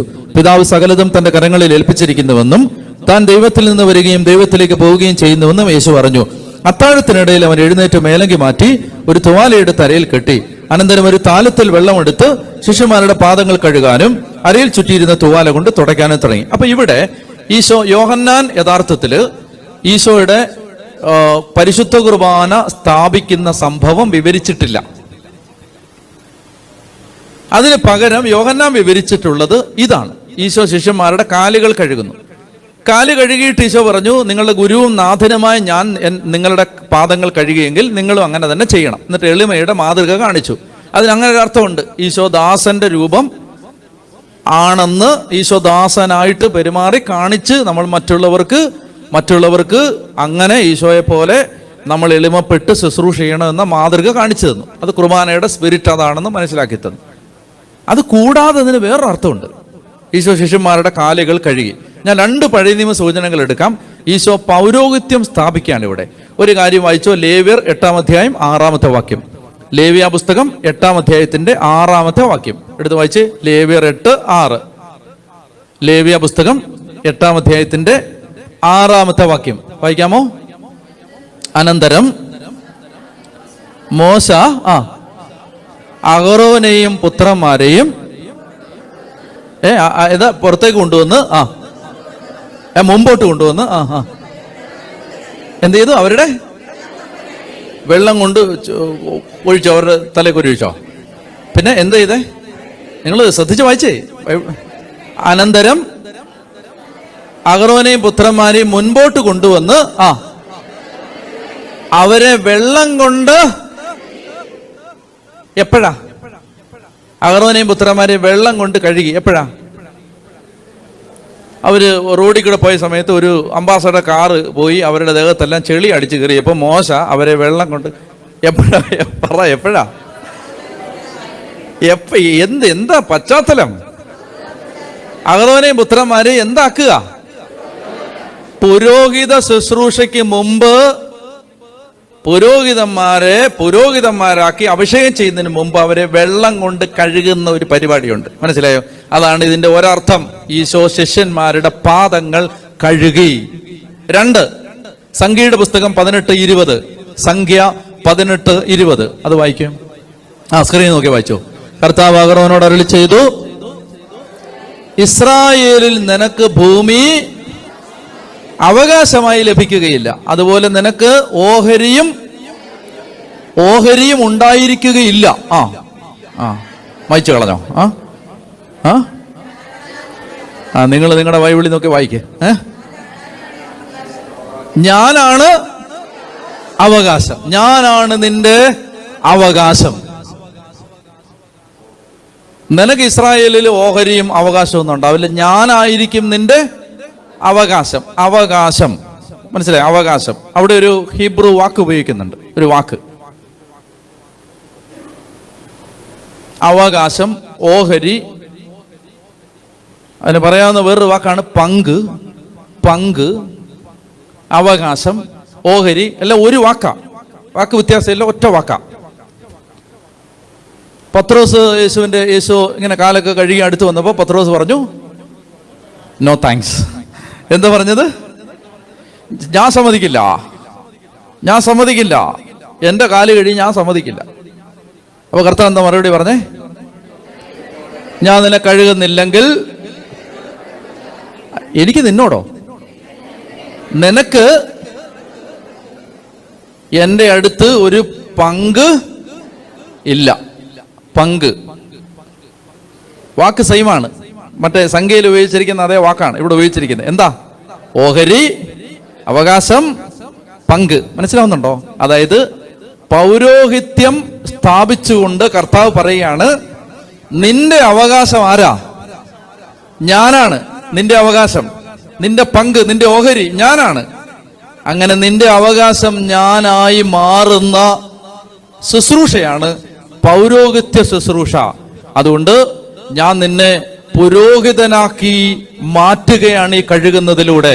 ഇപ്പൊ കഴുകാൻ സമ്മതിച്ചില്ലെങ്കിൽ നീ പുരോഹിതനാവില്ല. അങ്ങനെ ഈശോ പൗരോഹിത്യം സ്ഥാപിച്ച ദിവസമാണ് ഈ പെസഹ വ്യാഴാഴ്ച. പറഞ്ഞേ ഹല്ലേലൂയ, പറഞ്ഞേ ഹല്ലേലൂയ. അപ്പൊ അങ്ങനെ നമ്മൾ മനസ്സിലാക്കിയിരിക്കണം, ഈ ദിവസം വളരെ പ്രധാനപ്പെട്ടതായി മാറുന്നത് 1 വിശുദ്ധ കുർബാന, 2 പൗരോഹിത്യം. നമുക്ക് ജീവിതത്തിൽ കിട്ടുന്ന ഏറ്റവും വലിയ അനുഗ്രഹങ്ങളിൽ 2 അനുഗ്രഹമാണിത്, കുർബാന, പൗരോഹിത്യം. അപ്പൊ അതുകൊണ്ട് നമുക്ക് ഈ ദിവസം ദൈവം തന്ന ഈ മഹാദാനത്തെ ഓർത്ത് നന്ദി പറയാം. നമുക്ക് എഴുന്നേറ്റ് നിൽക്കാം. ദൈവമേ, നമുക്ക് കർത്താവ് തന്ന 116-ാം സങ്കീർത്തനത്തില് ഈശോ അത്താഴമേശ എഴുന്നേറ്റോ? അത്താഴമേശയെ വെച്ച് ഈശോ 116-ാം സങ്കീർത്തനം പാടിയിട്ടാണ് മലയിലേക്ക്, ഗത്സമൻ തോട്ടത്തിലേക്ക് പോകുന്നത്. 116-ാം സങ്കീർത്തനം പാടിയിട്ടാണ് മലയിലേക്ക് പോകുന്നത്. 116-ാം സങ്കീർത്തനത്തിൽ ഞാൻ 2-3 വാക്യങ്ങൾ വായിക്കാം. അതായത് പരിശുദ്ധ കുർബാനയുമായിട്ട് ബന്ധമുള്ള 2-3 വാക്യങ്ങൾ 116-ാം സങ്കീർത്തനത്തിൽ ഈശോ അത് പാടിയിട്ടാണ് ഗത്സമൻ തോട്ടത്തിലേക്ക് പരിശുദ്ധ കുർബാന സ്ഥാപിച്ചിട്ട് പോകുന്നത്. ഒന്നാമത്തേത് 12-ാമത്തെ വാക്യം 116:12 നിങ്ങൾ കേട്ടാൽ മതി. കർത്താവ് എൻ്റെ മേൽ ചൊരിഞ്ഞ അനുഗ്രഹങ്ങൾക്ക് ഞാൻ എന്ത് പകരം കൊടുക്കും? ഞാൻ രക്ഷയുടെ പാനപാത്രം ഉയർത്തി. കർത്താവിന്റെ നാമം. പരിശുദ്ധ കുർബാന സ്ഥാപിച്ചതിന് ശേഷം യേശു പാടിയ സങ്കീർത്തനമാണിത്. ഈ സങ്കീർത്തനം പാടുമ്പോൾ കർത്താവ് പാടുകയാണ്, രക്ഷയുടെ പാനപാത്രം ഉയർത്തി കർത്താവിന്റെ നാം. അപ്പൊ ഈശോ ഈ സങ്കീർത്തനം പാടുമ്പോൾ ഈശോയുടെ മനസ്സിൽ എന്ത് കടന്നുപോയി? ലോകമൊക്കെയുള്ള ലക്ഷക്കണക്കിന് അൾത്താരകളിൽ പുരോഹിതന്മാര് ഈ പാനപാത്രം ഉയർത്തി യേശുവിന്റെ നാമം വിളിച്ചപേക്ഷിക്കുന്നത് 116 സങ്കീർത്തനം പാടിക്കൊണ്ട് ഗത്സമനിയിലേക്ക് നടക്കുമ്പോൾ യേശു ഓർത്തിട്ടുണ്ടാവും. 1. 2, അടുത്ത വാക്യം കർത്താവ് പറയാണ്, 116 സങ്കീർത്തനത്തിന്റെ 16-ാമത്തെ വാക്യം. 16-ാമത്തെ വാക്യം, കർത്താവേ ഞാൻ അവിടുത്തെ ദാസനാണ്, അവിടുത്തെ ദാസനും അവിടുത്തെ ദാസിയുടെ ആരാണ് കർത്താവിന്റെ ദാസി? ആരാ? ഇതാ കർത്താവിന്റെ ദാസി. ആരാണ് ദാസി എന്ന് പറഞ്ഞത്? ആരാ? മാതാവ്, പരിശുദ്ധ അമ്മ. പരിശുദ്ധ കുർബാന കഴിഞ്ഞ് ഗത്സമനിയിലേക്ക് നടക്കുമ്പോൾ ഈ ഭാഗം പാടുമ്പോൾ, ഞാൻ അങ്ങയുടെ ദാസനും അങ്ങയുടെ ദാസിയുടെ പുത്രനുമാണെന്ന് പറഞ്ഞപ്പോൾ ഗത്സമനിയിലേക്കുള്ള വഴിയിൽ യേശു തന്റെ അമ്മയെ ഓർത്തു. നിങ്ങളോട് ആരെങ്കിലും ചോദിക്കുകയാണ്, നിങ്ങൾ ഈ കുർബാനക്കിടയ്ക്ക് എന്തിനാ ഈ മാതാവിന്റെ പാട്ട് പാടുന്നേ? ആദ്യത്തെ കുർബാന അർപ്പിച്ചിട്ട് ഗത്സമനിയിലേക്ക് നടക്കുമ്പോൾ യേശു തന്റെ അമ്മയെ കുറിച്ച് ഒരു പാട്ട് പാടിയത് കൊണ്ടാണ് ഞങ്ങൾ കുർബാനയ്ക്ക് അമ്മയെ കുറിച്ച് പാടുന്നത്. നിങ്ങൾക്ക് മനസ്സിലാവുന്നുണ്ടോ? അമ്മയെ കുറിച്ച് പാടി. അമ്മയെ കുറിച്ച് പാടി എന്ന് പറഞ്ഞാൽ ഈ സങ്കീർത്തനം പാടിയപ്പോൾ നിശ്ചയമായിട്ട് ഈശോ ഓർത്തു, തൻ്റെ അമ്മയെ ഓർത്തു. അത് വേദനാജനകമായ ഒരു ഓർമ്മയാണിത്. മനസ്സിലായോ? അമ്മയ്ക്ക് അറിയാം, ആത്മാവിൽ അറിയാം ഈശോ സഹിക്കാൻ പോകുന്ന പീഡകളൊക്കെ. പക്ഷേ ഈശോ വളരെ വളരെ വേദനയോടെ, വളരെ പ്രയാസത്തോടെ തൻ്റെ അമ്മച്ചിയെ ഓർത്തു. കുർബാന കഴിഞ്ഞ് ഇനി അടുത്തത്, മൂന്നാമത്തേത് 17-ാമത്തെ വാക്യം, 116 സങ്കീർത്തനം 17. ഞാൻ അങ്ങേക്ക് കൃതജ്ഞതാബലി അർപ്പിക്കും. കൃതജ്ഞതാബലി. ഇംഗ്ലീഷില് പരിശുദ്ധ കുർബാനയ്ക്ക് ഉപയോഗിക്കുന്ന വാക്ക് യൂക്കരിസ്റ്റ് എന്നാണ്. എന്താണ് യൂക്കരിസ്റ്റ്? അത് യൂക്കരസ്തിയ എന്ന് പറയുന്ന ഒരു ഗ്രീക്ക് വാക്കിൽ നിന്നാണ് ആ വാക്ക് വരുന്നത്. അതിന്റെ അർത്ഥം എന്താണ്? കൃതജ്ഞതാ പ്രകാശനം എന്നാണ്. അപ്പോ കുർബാന, അല്ലെ കുർബാന എന്നല്ല, യൂക്കരിസ്റ്റ്, വിശുദ്ധ കുർബാനയ്ക്ക് ഉപയോഗിക്കുന്ന യൂക്കരിസ്റ്റ് എന്ന് പറയുന്ന, അതാണല്ലോ പ്രധാനമായിട്ട് ഉപയോഗിക്കുന്ന വാക്ക്. ആ വാക്കിന്റെ അർത്ഥം കൃതജ്ഞതാ സ്തോത്രം എന്നാണ്. അതായത് പരിശുദ്ധ കുർബാന കഴിഞ്ഞ് പോകുമ്പോൾ യൂക്കരിസ്റ്റ് മാളിക മുറിയിൽ അർപ്പിച്ചിട്ട് പോകുമ്പോൾ ഈശോ പാടി, കർത്താവേ ഞാൻ അങ്ങേക്ക് യൂക്കരിസ്റ്റ് അർപ്പിക്കും, ഞാൻ അങ്ങേക്ക് കൃതജ്ഞതാ ബലി അർപ്പിക്കും. ഞാൻ പറഞ്ഞു വരുന്നത്, കർത്താവിന് നല്ല നിശ്ചയം ഉണ്ടായിരുന്നു. താൻ സെഗിയോൻ മാളികയിൽ അർപ്പിക്കുന്നത് വരാൻ പോകുന്ന തൻ്റെ ജനതയുടെ ആരാധനയാണ്, ബലിയാണ്. അതുകൊണ്ടാണ് ഈ ദിവസം ഇനിയുണ്ടല്ലോ കർത്താവ് അനായാസമായി കുരിശിലേക്ക് പോകും. ഇനി ഇപ്പോൾ കർത്താവിന് വേദനയുണ്ട്, നാളെ സംഭവിക്കാൻ പോകുന്നത് ഓർത്തിട്ട് വലിയ നിലവിളി വരും കർത്താവിൽ നിന്ന്. പക്ഷേ ഉള്ളിൻ്റെ ഉള്ളിൽ ഈശോയ്ക്ക് വലിയ സമാധാനമുണ്ട്. കാരണം എന്താണ്? ഒരു വലിയ കാര്യം നടന്നു. അതായത് എന്താണ്? യൂദാസ് ഒറ്റിക്കൊടുക്കുന്നതിന് മുമ്പ് പരിശുദ്ധ കുർബാന അർപ്പിക്കാൻ യേശുവിന് സാധിച്ചു, ബലി അർപ്പിച്ചു. ഈശോ ആ പെസഹ ബലി, അതിൻ്റെ ശരീരവും രക്തവും ശിഷ്യന്മാർക്ക് കൊടുത്തു. അപ്പോൾ അതുകൊണ്ട് ഈ രാത്രി വളരെ പ്രധാനപ്പെട്ട രാത്രിയാണ്. എനിക്കൊരു കാര്യം ഉറപ്പാണ്. എന്താണ്? ഇന്ന് പരിശുദ്ധ കുർബാനയുടെ ഒരു അഭിഷേകം എല്ലാവരിലേക്കും ഒഴുകിയിട്ടുമുണ്ട്, അതുപോലെ ഒഴുകുകയും ചെയ്യും. ഇന്ന് രാത്രിയിലും നിങ്ങൾ പ്രാർത്ഥിക്കുക, ഒഴുകുകയും ചെയ്യും. എനിക്കത് ഇന്നത്തെ ദിവസം അത് ഭയങ്കര ഒരു അനുഗ്രഹമായിരുന്നു. മനസ്സിലായല്ലോ? എന്ന് വെച്ചാൽ അതാണ്, ഞാൻ ഈ പകലൊക്കെ ഇച്ചിരി നേരം ഇച്ചിരി സമയം കിട്ടിയ ഇച്ചിരി നേരം ഒന്ന് ഉറങ്ങണമെന്നൊക്കെ വിചാരിക്കുന്ന ഒരാളാണ്, ഇച്ചിരി സമയം കിട്ടിയാൽ. പക്ഷെ ഇന്ന് അങ്ങനെയൊന്നും പറ്റിയില്ല. അങ്ങനെ പറ്റിയില്ലെന്ന് പറഞ്ഞാൽ അങ്ങനെ സമ്മതിക്കുന്നില്ല ഉള്ളിൽ നിന്നേ. മനസ്സിലായി? ഞാനൊരു ഭയങ്കര കുഴിമടിയനാണ്. എനിക്കൊരു 10 മിനിറ്റ് കിട്ടിയ ചായ ഇരുന്നാണെങ്കിലും ഞാൻ ഉറങ്ങുന്ന ആളാണ്. പക്ഷേ അങ്ങനെയല്ല. ഇന്നിങ്ങനെ നമുക്കറിയാതെ എന്താണ്, ഇന്ന് ഈശോ ഇങ്ങനെ ഒത്തിരി സാധനം വാരി വിതറുന്നൊരു സമയമാണ്. അപ്പോൾ അതെനിക്ക് അറിയാൻ പറ്റുന്നുണ്ട് ശരിക്കും. ഞാൻ അത് ഒഴിച്ചു കളഞ്ഞ വെള്ളം പോലെ ആയെന്ന് കർത്താവ് പറഞ്ഞ പോലെയാണ് എൻ്റെ അവസ്ഥ. എന്ന് പറഞ്ഞാൽ അത് എനിക്കുള്ളത് മുഴുവൻ ഞാൻ നിങ്ങൾക്ക് തന്നു കഴിഞ്ഞു, തീർന്നു. മനസ്സിലായി? ഞാൻ ഇപ്പോൾ ഒരു കരിമ്പിൻ ചണ്ടി പോലെ ഇവിടെ നിൽക്കുക. ഞാൻ സീരിയസ് ആയിട്ട് പറയാണ്. അതങ്ങനെയാണത്. അതായത് എല്ലാ വിധത്തിലും നമ്മൾ അങ്ങ് ഈ മുഴുവൻ വെള്ളം ഒഴിച്ചു കളഞ്ഞൊരു പാത്രം പോലെ ആവും ചില ദിവസങ്ങളിൽ. മനസ്സിലായോ? അത് എനിക്കറിയാതെ എന്താണെന്നറിയാം, അത് ആ ജനം അതുപോലെ വിടുവിക്കപ്പെട്ടു എന്നാണ് അതിൻ്റെ അർത്ഥം. ഞാൻ സീരിയസ് ആയിട്ട് പറയാം. എനിക്കത് അതായത് നമ്മൾ ചില ശുശ്രൂഷകൾ നടത്തുമ്പോൾ നമ്മൾ കരിമ്പൻ ചണ്ടി പോലാവും, ചവറ് പോലാവും എന്ന് പറഞ്ഞാൽ പിന്നെ ഒന്നുമില്ല നമ്മളിൽ. അതുപോലാവും. അതിൻ്റെ അർത്ഥം എന്തെന്നറിയാം? അവിടെ അപ്പുറത്തിരിക്കുന്ന ആളുകൾ അതുപോലെ വിടുവിക്കപ്പെട്ടു എന്നുള്ളതിന് ശരീരത്തിൽ നമുക്ക് കിട്ടുന്ന ഒരു അടയാളമാണത്. ഇപ്പം ഞാൻ ആ അവസ്ഥയിലാണ്, മനസ്സിലായോ? ഇന്നലെയൊക്കെ നിന്ന പോലല്ല ഞാൻ ഇവിടെ നിൽക്കുന്നത്. ഇന്ന് ഇപ്പം എൻ്റെ കയ്യിൽ ഇനി ഒന്നുമില്ല, ഒരു വാക്ക് പറയാനുള്ള ബലം ഇനി എനിക്കില്ല, തീർന്നു, എല്ലാം തീർന്നു. അപ്പോൾ അതിൻ്റെ അർത്ഥം എന്താ പറയുക? ഇന്ന് കർത്താവ് അതുപോലെ അതെനിക്ക് പകൽ മുഴുവൻ എനിക്ക് അത് അറിയാൻ പറ്റുന്നുണ്ടായിരുന്നു ശരിക്കും. അതായത് കർത്താവ് ഇങ്ങനെ പരിശുദ്ധ കുർബാനയുടെ ഒരു അഭിഷേകം ഇങ്ങനെ രാവിലെ മുതൽ ഒഴുക്കി തന്നുകൊണ്ടിരിക്കുകയാണ്. അപ്പോൾ അത് നിങ്ങൾക്ക് കിട്ടിയോ? Yes or no? തീർച്ചയായിട്ടും കിട്ടിയെന്ന് എനിക്ക് ഉറപ്പാണ്. അത് കർത്താവ് നിങ്ങൾക്ക് തന്നിട്ടുണ്ട്. ഇപ്പം നമുക്ക് ബലി അർപ്പിക്കാൻ ഒരു വലിയ അനുഗ്രഹം കിട്ടും, ബലിയോട് വലിയൊരു താല്പര്യം കിട്ടും. പരിശുദ്ധ കുർബാന അത് നമുക്ക് മനസ്സിലായോ? അത് ഉള്ളിൽ അങ്ങനെ അങ്ങ് വരും. കുർബാനയോടുള്ള ഭക്തി, സ്നേഹം, മനസ്സിലായില്ലേ? നമ്മൾ വിചാരിക്കും നമ്മൾ എന്തിനാ കരയുന്നേ, നമ്മൾ വിചാരിക്കും ഞാൻ എന്തിനാ കരയുന്നേ എന്ന് നമ്മൾ വിചാരിക്കും. നിങ്ങൾ വിചാരിക്കും എന്തിനാ കരയുന്നേ? നമ്മൾ പൊട്ടി കരഞ്ഞു പോകണം അറിയാതെ. എന്താ കാര്യം? എന്താ നമ്മൾ ആലോചിച്ച് നോക്കുമ്പോൾ നമുക്ക് എന്നാ സങ്കടം? ഒരു സങ്കടമില്ല. എന്നാ സങ്കടം? ഒരു സങ്കടമില്ല. പക്ഷേ കരയാണ്, വാവിട്ട് കരയാണ്. എന്താ കാര്യം? എന്തെങ്കിലും ഓർത്തിട്ടാണോ? എന്തെങ്കിലും കണ്ടിട്ടാണോ? ഒന്നുമല്ല. അതങ്ങനാണ്. അത് ഈ അകത്തെവിടെയോ ഒരു സാധനം പൊട്ടിയിട്ടുണ്ട്, അതിൻ്റെയാ. പറഞ്ഞേ ഹല്ലേലൂയാ, ഹല്ലേലൂയാ. അപ്പോൾ അതുകൊണ്ട് നിങ്ങൾ ഇന്ന് കർത്താവ് ഒത്തിരി നമ്മളെ അനുഗ്രഹിച്ച ദിവസമാണ്. നമുക്ക് ദൈവത്തിന് നന്ദി പറയാം. മർക്കോസിന്റെ സുവിശേഷം 14-ാം അധ്യായം 53 മുതൽ വായിക്കാം. അവർ യേശുവിനെ പ്രധാന പുരോഹിതന്റെ അടുത്തേക്ക് കൊണ്ടുപോയി. എല്ലാ പുരോഹിത പ്രമുഖന്മാരും ജനപ്രമാണികളും നിയമജ്ഞരും ഒരുമിച്ചുകൂടി. പത്രോസ് പ്രധാന പുരോഹിതന്റെ മുറ്റം വരെ അവനെ അല്പം അകലെയായി അനുഗമിച്ചു. പിന്നീട് അവൻ പരിചാരകരോടൊപ്പം തീ കാഞ്ഞുകൊണ്ടിരുന്നു.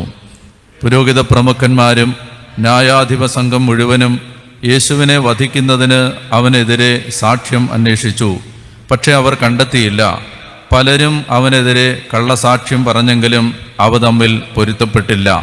ചിലർ എഴുന്നേറ്റ് അവനെതിരെ ഇപ്രകാരം കള്ളസാക്ഷ്യം പറഞ്ഞു: കൈകൊണ്ട് പണിത ഈ ദേവാലയം ഞാൻ നശിപ്പിക്കുകയും കൈകൊണ്ട് പണിയാത്ത മറ്റൊന്ന് 3 ദിവസം കൊണ്ട് നിർമ്മിക്കുകയും ചെയ്യും എന്ന് ഇവൻ പറയുന്നത് ഞങ്ങൾ കേട്ടിട്ടുണ്ട്.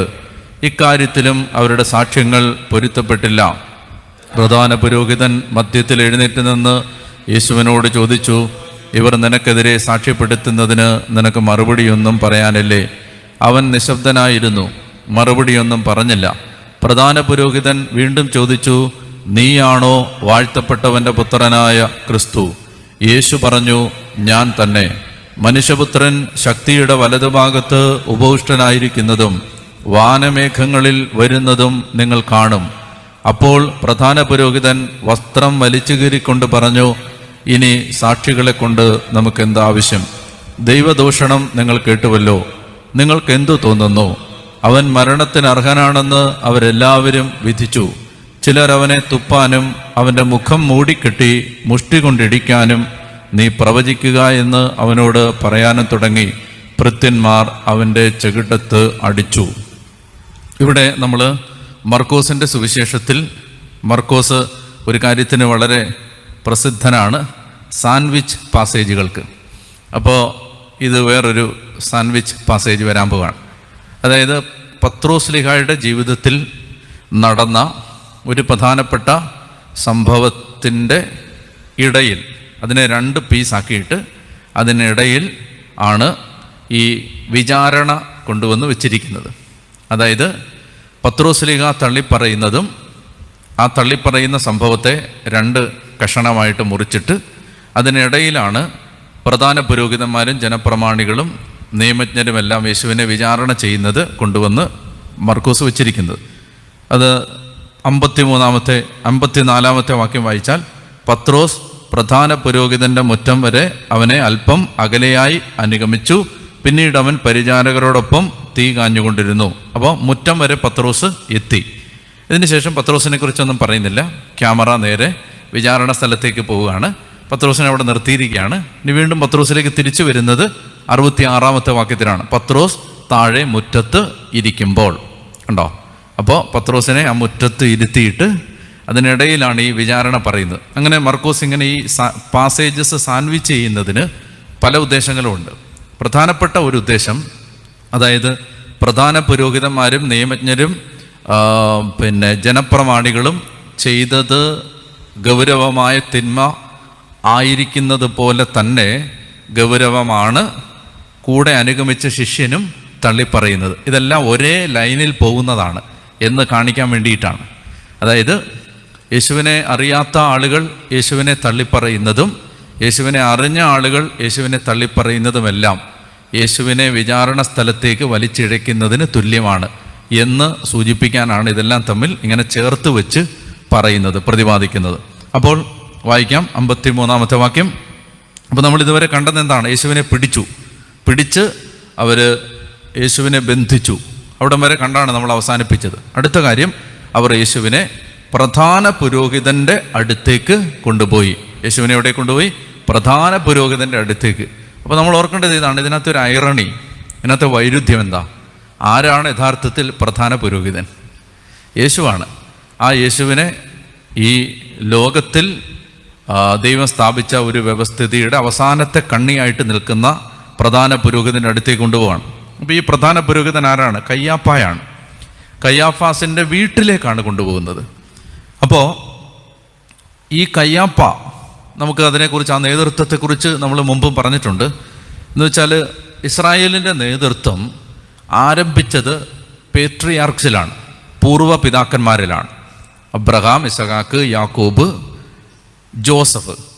അപ്പോൾ ഇസ്രായേലിൻ്റെ യഹൂദന്മാരുടെ നേതൃത്വം ആദ്യകാലത്ത് പേട്രിയാർക്സ് ആയിരുന്നു. പിന്നീട് അതിനുശേഷം ഇസ്രായേലിൻ്റെ നേതൃത്വം ഏറ്റെടുത്തത് പ്രവാചകന്മാരാണ്.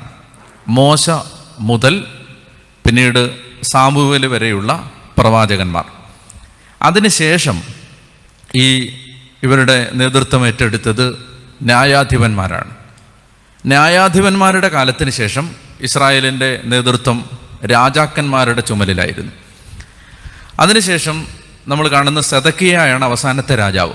സെദക്കിയായുടെ കാലത്താണ് ബാബിലോണിലെ അടിമത്തത്തിലേക്ക് അവരെ കൊണ്ടുപോകുന്നത്. അങ്ങനെ ബാബിലോൺ പ്രവാസത്തിലേക്ക് പോയതിനു ശേഷം അവസാനത്തെ രാജാവായ സെദക്കിയായും കൊല്ലപ്പെട്ടതിന് ശേഷം ഇസ്രായേലിൽ രാജഭരണം ഉണ്ടായിട്ടില്ല.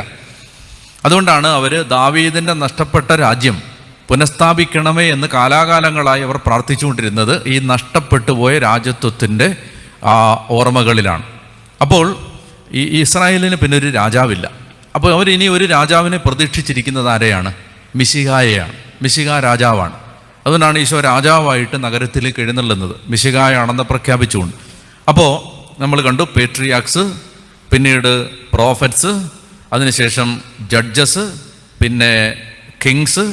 അത് കഴിഞ്ഞിട്ട് ആ സെദക്കിയ വരെയുള്ള ആ രാജവാഴ്ചയുടെ കാലത്തിന് ശേഷം ഇസ്രായേലിനെ നയിച്ചുകൊണ്ടിരുന്നത് ആരാണ്? പുരോഹിതന്മാരാണ്.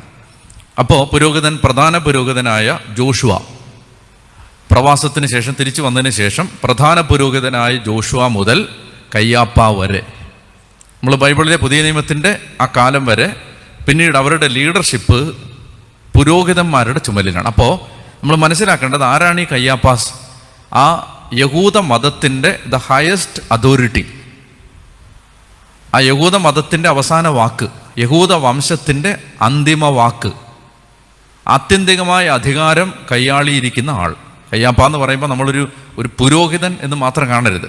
അയാളൊരു രാജാവിന് തുല്യം അധികാരമുള്ള ആളാണ്. അയാൾ ഒരു പ്രവാചകന് തുല്യം അധികാരമുള്ള ആളാണ്. അപ്പോൾ അതുകൊണ്ടാണ് ഈ പ്രധാന പുരോഹിതന് പെട്ടെന്ന് ജനത്തെ സ്വാധീനിക്കാൻ പറ്റുന്നത്. കാരണം അവർ രാജതുല്യം ആ മതവിഭാഗത്തിൻ്റെ തലവനാണ്. അപ്പോൾ അതാണ് കയ്യാപ്പ. അപ്പോൾ അവർ യേശുവിനെ പ്രധാന പുരോഹിതൻ്റെ അടുത്തേക്ക് കൊണ്ടുപോയി. അവിടെ കൊണ്ടുപോയിട്ട് വീട്ടിലേക്കാണ് കൊണ്ടുപോകുന്നത്. എല്ലാ പുരോഹിത പ്രമുഖന്മാരും ജനപ്രമാണികളും നിയമജ്ഞരും ഒരുമിച്ച് കൂടി എന്ന് പറഞ്ഞാൽ അപ്പോൾ അവർ കൂടിയ സംഘം സെൻഹദ്രീൻ സംഘമാണ്. സെൻഹദ്രീൻ സംഘം കൺസിസ്റ്റ് ചെയ്തിരുന്നത് ഈ പറഞ്ഞ ആളുകളെ ഉൾപ്പെടുത്തിയാണ്. അപ്പോൾ പെട്ടെന്ന് അവരൊരു സെൻഹദ്രീൻ സംഘം വിളിച്ചു കൂട്ടി.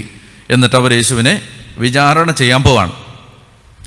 ഇനി മറ്റൊരു കാര്യം നമ്മളിവിടെ കാണേണ്ടത്, ഇവിടെ മർക്കോസിൻ്റെ ഗുരുവായ പത്രോസിനെ കുറിച്ച് ഏറ്റവും സത്യസന്ധമായ ചില വിവരണങ്ങൾ അവതരിപ്പിക്കാൻ പോവാണ്. പത്രോസ് യേശുവിനെ തള്ളിപ്പറഞ്ഞതും പത്രോസ് യേശുവിനെ അകലെയായി അനുഗമിച്ചതും പത്രോസ് മുറ്റത്തിരുന്ന് തീ കാഞ്ഞതുമെല്ലാം മർക്കോസിന് ഒരു കാരണവശാലും അറിയാൻ യാതൊരു സാധ്യതയുമില്ല. എങ്ങനെയാവും അറിഞ്ഞത്? മർക്കോസ് ഇതെങ്ങനെ ഈ വിവരങ്ങൾ അറിഞ്ഞത്? പത്രോസ് പറഞ്ഞിട്ടുണ്ടാവും.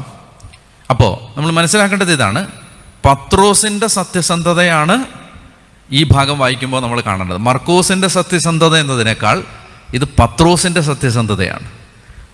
അതായത് തൻ്റെ ജീവിതത്തിൽ സംഭവിച്ച ഒരു പരാജയത്തെ അഡ്മിറ്റ് ചെയ്യാനുള്ള ഒരു മനുഷ്യൻ്റെ സത്യസന്ധമായ ഒരു നിലപാടിനെ മർക്കോസ് അതുവഴി പകർത്തുന്നേ ഉള്ളൂ. പത്രോസിന് ഇഷ്ടമല്ലെങ്കിൽ മർക്കോസ് ഇത് എഴുതുമെന്ന് വിചാരിക്കുന്നുണ്ടോ? പത്രോസ് പറയുകയാണ് എനിക്കങ്ങനെ സംഭവിച്ചു, പക്ഷേ നീ അത് എഴുതണ്ടെന്ന് പറഞ്ഞാൽ മർക്കോസ് ഇത് എഴുതുമെന്ന് വിചാരിക്കുന്നുണ്ടോ? ഇല്ല. അപ്പോൾ അവിടെയാണ് ഈ പ്രത്യേകിച്ച് നേതൃത്വത്തിലിരിക്കുന്നവരുടെ ആ സുതാര്യത, സത്യസന്ധത, അത് വളരെ പ്രധാനപ്പെട്ടതാണ്. അപ്പോൾ അതാണ് മർക്കോസിനെ, ഞാനിപ്പോൾ പത്രോസിൻ്റെ ജീവിതത്തിൽ സംഭവിച്ച ഏത് പരാജയം എഴുതിയാലും പത്രോസ് ഒഫൻഡഡ് ആവില്ല എന്നറിയാവുന്നതുകൊണ്ടല്ലേ മർക്കോസ് ഇത് എഴുതിയത്.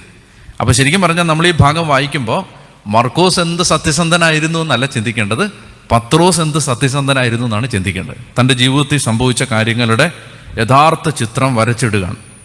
അപ്പോൾ അവിടെയാണ് അതാണ് പറയുന്നത്, അവൻ അകലെയായി അനുഗമിച്ചു, പിന്നീട് അവൻ പരിചാരകരോടൊപ്പം തീ കാഞ്ഞുകൊണ്ടിരുന്നു. ഇനി നമ്മൾ യേശുവിൻ്റെ വിചാരണയിലേക്ക് പ്രവേശിക്കാൻ പോവാണ്. ഈ വിചാരണയ്ക്ക് അവരാദ്യം യേശുവിനെ ട്രയൽ ചെയ്യാൻ അവരാദ്യം അന്വേഷിക്കുന്നത് ആരെയാണ്? സാക്ഷികളെയാണ്. അതായത് ഒരാൾക്കെതിരെ ഒരു ആരോപണം ഉന്നയിക്കാൻ മിനിമം 2 സാക്ഷികൾ വേണമെന്ന് യഹൂദന്മാരുടെ നിയമത്തിലുണ്ട്. അപ്പോൾ ഇവരാദ്യം അന്വേഷിക്കുകയാണ് ആരെ കിട്ടും യേശുവിനെതിരെ ഒരു സാക്ഷ്യം പറയാൻ. അപ്പോൾ നമ്മൾ 2 കാര്യമാണ് ഇവിടെ കാണുന്നത്. ഒന്ന്, ഈ സാക്ഷികളെ അന്വേഷിക്കുമ്പോൾ കിട്ടില്ല. ഇതെല്ലാം ഓർക്കാപ്പുറത്താണ്, പ്ലാൻ ചെയ്യാൻ സമയം കിട്ടിയില്ല. അപ്പോൾ അതുകൊണ്ട് പെട്ടെന്ന് ഈ മീറ്റിംഗ് കൂടിയിട്ട് യേശുവിനെതിരെ സാക്ഷ്യം പറയാൻ അവരാദ്യം അന്വേഷിക്കുമ്പോൾ ആളെ കിട്ടുന്നില്ല. അപ്പോൾ പിന്നെ അവർ കിട്ടിയവരെ കൊണ്ട് പറയിപ്പിച്ചപ്പോൾ പറഞ്ഞതൊന്നും പൊരുത്തപ്പെട്ടില്ല. അത് നമ്മളിവിടെ കാണാൻ പോകുന്നത്. ശരി, 2 കാര്യം ഇവിടെ നമ്മൾ കാണുന്നുണ്ട്. ഒന്ന്, അവർ പെട്ടെന്നൊരു സാക്ഷിയെ ഉണ്ടാക്കി. പെട്ടെന്ന് ഒരു സാക്ഷി എന്നൊക്കെ പറയാം, പടയ്ക്ക രാജു സാക്ഷിയാണ് എന്ന് പറഞ്ഞ പോലെ ഈ ഒരു സാക്ഷി, വേഗം ഒരു സാക്ഷി. ഇനി അത് കഴിയുമ്പോൾ എന്താണ്, ആ സാക്ഷി ആദ്യം അന്വേഷിക്കുമ്പോൾ സാക്ഷിയില്ല, അപ്പോൾ ഒരു സാക്ഷിയെ ഉണ്ടാക്കി. അപ്പോൾ ആ സാക്ഷിയെ ഉണ്ടാക്കി കഴിയുമ്പോൾ എന്ത് സംഭവിച്ചു? ആ സാക്ഷി പറയുന്നത് പൊരുത്തപ്പെടുന്നില്ല. അതായത് 2 പേര് പറയുമ്പോൾ ഇത് തമ്മിൽ മാച്ച് ചെയ്യുന്നില്ല. അതാണ് നമ്മളിവിടെ കാണാൻ പോകുന്നത്. വായിക്കാം. പുരോഹിത പ്രമുഖന്മാരും ന്യായാധിപ സംഘം മുഴുവനും യേശുവിനെ വധിക്കുന്നതിന് വായിച്ചു അവനെതിരെ സാക്ഷ്യം അന്വേഷിച്ചു, പക്ഷെ അവർ കണ്ടെത്തിയില്ല. കണ്ടോ? അടുത്തത്, പലരും അവനെതിരെ കള്ളസാക്ഷ്യം പറഞ്ഞെങ്കിലും അവ തമ്മിൽ പൊരുത്തപ്പെട്ടില്ല. ചിലർ എഴുന്നേറ്റ് അവനെതിരെ ഇപ്രകാരം കള്ളസാക്ഷ്യം പറഞ്ഞു, കൈകൊണ്ട് പണിത ഈ ദേവാലയം ഞാൻ നശിപ്പിക്കുകയും കൈകൊണ്ട് പണിയാത്ത മറ്റൊന്ന് 3 ദിവസം കൊണ്ട് നിർമ്മിക്കുകയും ചെയ്യുമെന്ന് ഇവൻ പറയുന്നത് ഞങ്ങൾ കേട്ടിട്ടുണ്ട്. അപ്പോൾ നമുക്ക് അതിലേക്ക് പോകുന്നതിന് മുമ്പ് ഒരു സമയമില്ലാത്തതുകൊണ്ടാണ്, അതിൽ ഒരു 15 കാരണം ഞാൻ പറയാം പെട്ടെന്ന്. അതായത് യേശുവിൻ്റെ ഒരു 15, ഇപ്പം 15 മുഴുവൻ പറയാൻ പറ്റിയില്ലെങ്കിലും നമുക്കൊരു 5-6 ഞാൻ പെട്ടെന്ന് പറയാം. എന്താണ്? യേശുവിൻ്റെ ഈ ട്രയല് തികച്ചും അനീതി നിറഞ്ഞതായിരുന്നു. ഈ വിചാരണ അനീതി നിറഞ്ഞതായിരുന്നു. അതിന് ഒരുപാട് കാരണങ്ങളുണ്ട്. ഞാൻ ചില കാരണങ്ങൾ പെട്ടെന്ന് പറയാം. നമ്മൾ ശരിക്കും വായിച്ചെടുത്താൽ ഒരു 10-15 കാരണം കണ്ടെത്താൻ പറ്റും. പെട്ടെന്ന് ഞാൻ വേഗം ചില കാര്യങ്ങൾ പറയാം. ഒന്ന്, അറസ്റ്റ് ചെയ്യുമ്പോൾ ഇവനെതിരെ ഒരു ചാർജ് കൊടുത്തിട്ടില്ല, ചാർജ് ഷീറ്റ് കൊടുത്തിട്ടില്ല. എന്തിന് അറസ്റ്റ് ചെയ്യുന്നു എന്ന് പറഞ്ഞിട്ടില്ല. അതങ്ങനെ ചെയ്യാൻ പാടില്ലെന്നാണ് അവരുടെ നിയമം. ഒരാളെ അറസ്റ്റ് ചെയ്യുമ്പോൾ നിന്നെ എന്തിനാണ് അറസ്റ്റ് ചെയ്യുന്നത് എന്ന് റിപ്പോർട്ട് ചെയ്യണം. അത് ചെയ്തിട്ടില്ല. ഒന്ന്. രണ്ടാമത്തേത്, അറസ്റ്റ് ചെയ്യുന്നത് യഹൂദന്മാരുടെ നിയമം അനുസരിച്ച് സന്ധ്യ മയങ്ങിക്കഴിഞ്ഞാൽ അറസ്റ്റ് ചെയ്യാൻ പാടില്ല. മനസ്സിലായല്ലോ? അറസ്റ്റ് ചെയ്യുന്നത് വളരെ മോശപ്പെട്ട ഒരു സമയത്താണ്, അർദ്ധരാത്രിയിലാണ്. ഒരു മനുഷ്യന് തന്നെ ഡിഫെൻഡ് ചെയ്യാൻ ആരുമില്ലാത്തൊരു സമയത്താണ് അറസ്റ്റ് ചെയ്യുന്നത്. മൂന്നാമത്തേത്, ഈ ട്രയൽ നടക്കുന്നത് ഒരു അനൗദ്യോഗികമായ സ്ഥലത്താണ്. ഇതൊരു കോടതി മുറിയിലല്ല, ഒരാളുടെ വീട്ടിലാണ്. മനസ്സിലായല്ലോ? അതായത് ഇത് കയ്യാപ്പായുടെ അവരുടെ നിയമം അനുസരിച്ചും അവരുടെ പാരമ്പര്യം പശ്ചാത്തലം അനുസരിച്ചും ഇങ്ങനെ ഒരു മനുഷ്യൻ്റെ ഒരു ക്രിമിനൽ കുറ്റം ചുമത്തി വിചാരണ ചെയ്യാൻ പോകുന്ന ഒരു മനുഷ്യനെ ട്രയൽ വിചാരണ ചെയ്യേണ്ടത് അവർ സമ്മേളിക്കുന്ന അവരുടെ ഒഫീഷ്യൽ സമ്മേളന സ്ഥലത്താണ്. അങ്ങനെയല്ല, ഇത് പെട്ടെന്ന് അവരുടെ വീട്ടിൽ വെച്ച് നടന്ന ഒരു പ്രൈവറ്റ് കോർട്ടാണിത്. മൂന്നാമത്തേത്. നാലാമത്തേത്, ഈ സാക്ഷികളെ കണ്ടെത്തുകയാണ്. സാക്ഷികളെ ആദ്യം കിട്ടുന്നില്ല, കണ്ടെത്തുകയാണ്. അങ്ങനെ സാക്ഷികളെ കണ്ടെത്തി കഴിയുമ്പോൾ ഈ സാക്ഷികൾ പറഞ്ഞ സാക്ഷ്യങ്ങൾ പൊരുത്തപ്പെടാതിരിക്കുമ്പോൾ തന്നെ ഇയാളെ വെറുതെ വിടേണ്ടതാണ്. സത്യസന്ധമായൊരു കോടതിയാണെങ്കിൽ 2 സാക്ഷികൾ പറഞ്ഞത് പൊരുത്തപ്പെടുന്നില്ലെങ്കിൽ അതിനാൽ തന്നെ ഇയാൾ നിരപരാധിയാണ്, അയാളെ വെറുതെ വിടേണ്ടതാണ്. അടുത്തത് നമ്മളിവിടെ കാണുന്ന എന്താണ്? ഈ ഭാഗം നമ്മൾ വായിച്ചപ്പോൾ നമുക്ക് മനസ്സിലായത് ഇത് മുൻകൂട്ടി തയ്യാറാക്കിയ ഒരു തിരക്കഥയനുസരിച്ച് നടന്ന നാടകമാണിത്. അതായത് വിധി ഓൾറെഡി ഇവർ പ്രഖ്യാപിച്ചു കഴിഞ്ഞു. ഇപ്പം നമ്മുടെ പല സന്ധ്യാ ചർച്ചകളിലും കാണുന്നത് പോലെ ഓൾറെഡി ഇപ്പം ന്യൂസ് അവർ തുടങ്ങുന്നതിന് മുമ്പ് ന്യൂസ് അവറിൻ്റെ എന്താണ് ഈ ചർച്ചയിൽ നിന്ന് ഉരുത്തിരിയേണ്ട ആശയമെന്ന് തയ്യാറാക്കി വെച്ചിട്ട് നടത്തുന്ന ഒരു പൊറാട്ട് നാടകമാണ് വൈകുന്നേരത്തെ അന്തി ചർച്ചകൾ. അപ്പോൾ എന്ന് പറഞ്ഞതുപോലെ ഈ വിധി ഓൾറെഡി അവർ പ്രഖ്യാപിച്ചിരിക്കുകയാണ്. എന്താണ്? ഇവനെ ദൈവദൂഷണ കുറ്റത്തിന് ഒരാളെ കൊല്ലാം യഹൂദ മതത്തിൽ. അപ്പോൾ ഇവനെ ദൈവദൂഷണ കുറ്റത്തിന് കൊല്ലണം. ഇത് ഓൾറെഡി തയ്യാറാക്കി വെച്ചിരിക്കുകയാണ്, വിധി നേരത്തെ തയ്യാറാക്കി വെച്ചിരിക്കുകയാണ്. പിന്നീട് അങ്ങനെ ഒത്തിരി കാര്യങ്ങളുണ്ട്. നമുക്ക് ഇനി ആ ഡയറക്റ്റായ കാര്യങ്ങളിലേക്ക് പോവാം. ഇവർ പറഞ്ഞ സാക്ഷ്യങ്ങൾ നോക്കിയേ. ഇത് ശരിക്കും പറഞ്ഞാൽ കർത്താവ് ഈശോ അല്ലെങ്കിൽ ദൈവം ഇത് നേരത്തെ പ്രവചിച്ചിട്ടുണ്ട് അല്ലേ? 35-ാമത്തെ സങ്കീർത്തനം എടുത്തേ. 35-ാമത്തെ സങ്കീർത്തനത്തിൽ 11-12 വാക്യങ്ങൾ. 35-ാമത്തെ സങ്കീർത്തനത്തിൻ്റെ 11-12 നീച സാക്ഷികൾ എഴുന്നേൽക്കുന്നു, ഞാൻ അറിയാത്ത കാര്യങ്ങൾ അവർ എന്നോട് ചോദിക്കുന്നു, നന്മയ്ക്ക് പ്രതിഫലമായി അവർ എനിക്ക് തിന്മ തരുന്നു, ഞാൻ നിസ്സഹായൻ ആയിരിക്കുന്നു. അപ്പോൾ ഇവരെന്താ ഈ പറയുന്നത്? ഇവർ പറഞ്ഞ ആരോപണം എന്താണ്? ആരോപണം ഇതാണ്, വാക്യം 58, കൈകൊണ്ട് പണിത ഈ ദേവാലയം ഞാൻ നശിപ്പിക്കുകയും കൈകൊണ്ട് പണിയാത്ത മറ്റൊന്ന് 3 ദിവസം കൊണ്ട് നിർമ്മിക്കുകയും ചെയ്യും എന്ന് ഇവൻ പറയുന്നത് ഞങ്ങൾ കേട്ടിട്ടുണ്ട്. യേശു അങ്ങനെ പറഞ്ഞിട്ടുണ്ടോ? യേശു അങ്ങനെ പറഞ്ഞിട്ടില്ല. യേശു എന്താ പറഞ്ഞത്? നിങ്ങൾ ഈ ദേവാലയം നശിപ്പിക്കുക, 3 ദിവസം കൊണ്ട് ഞാനത് പണിതുയർത്തും എന്നാ പറയുന്നത്.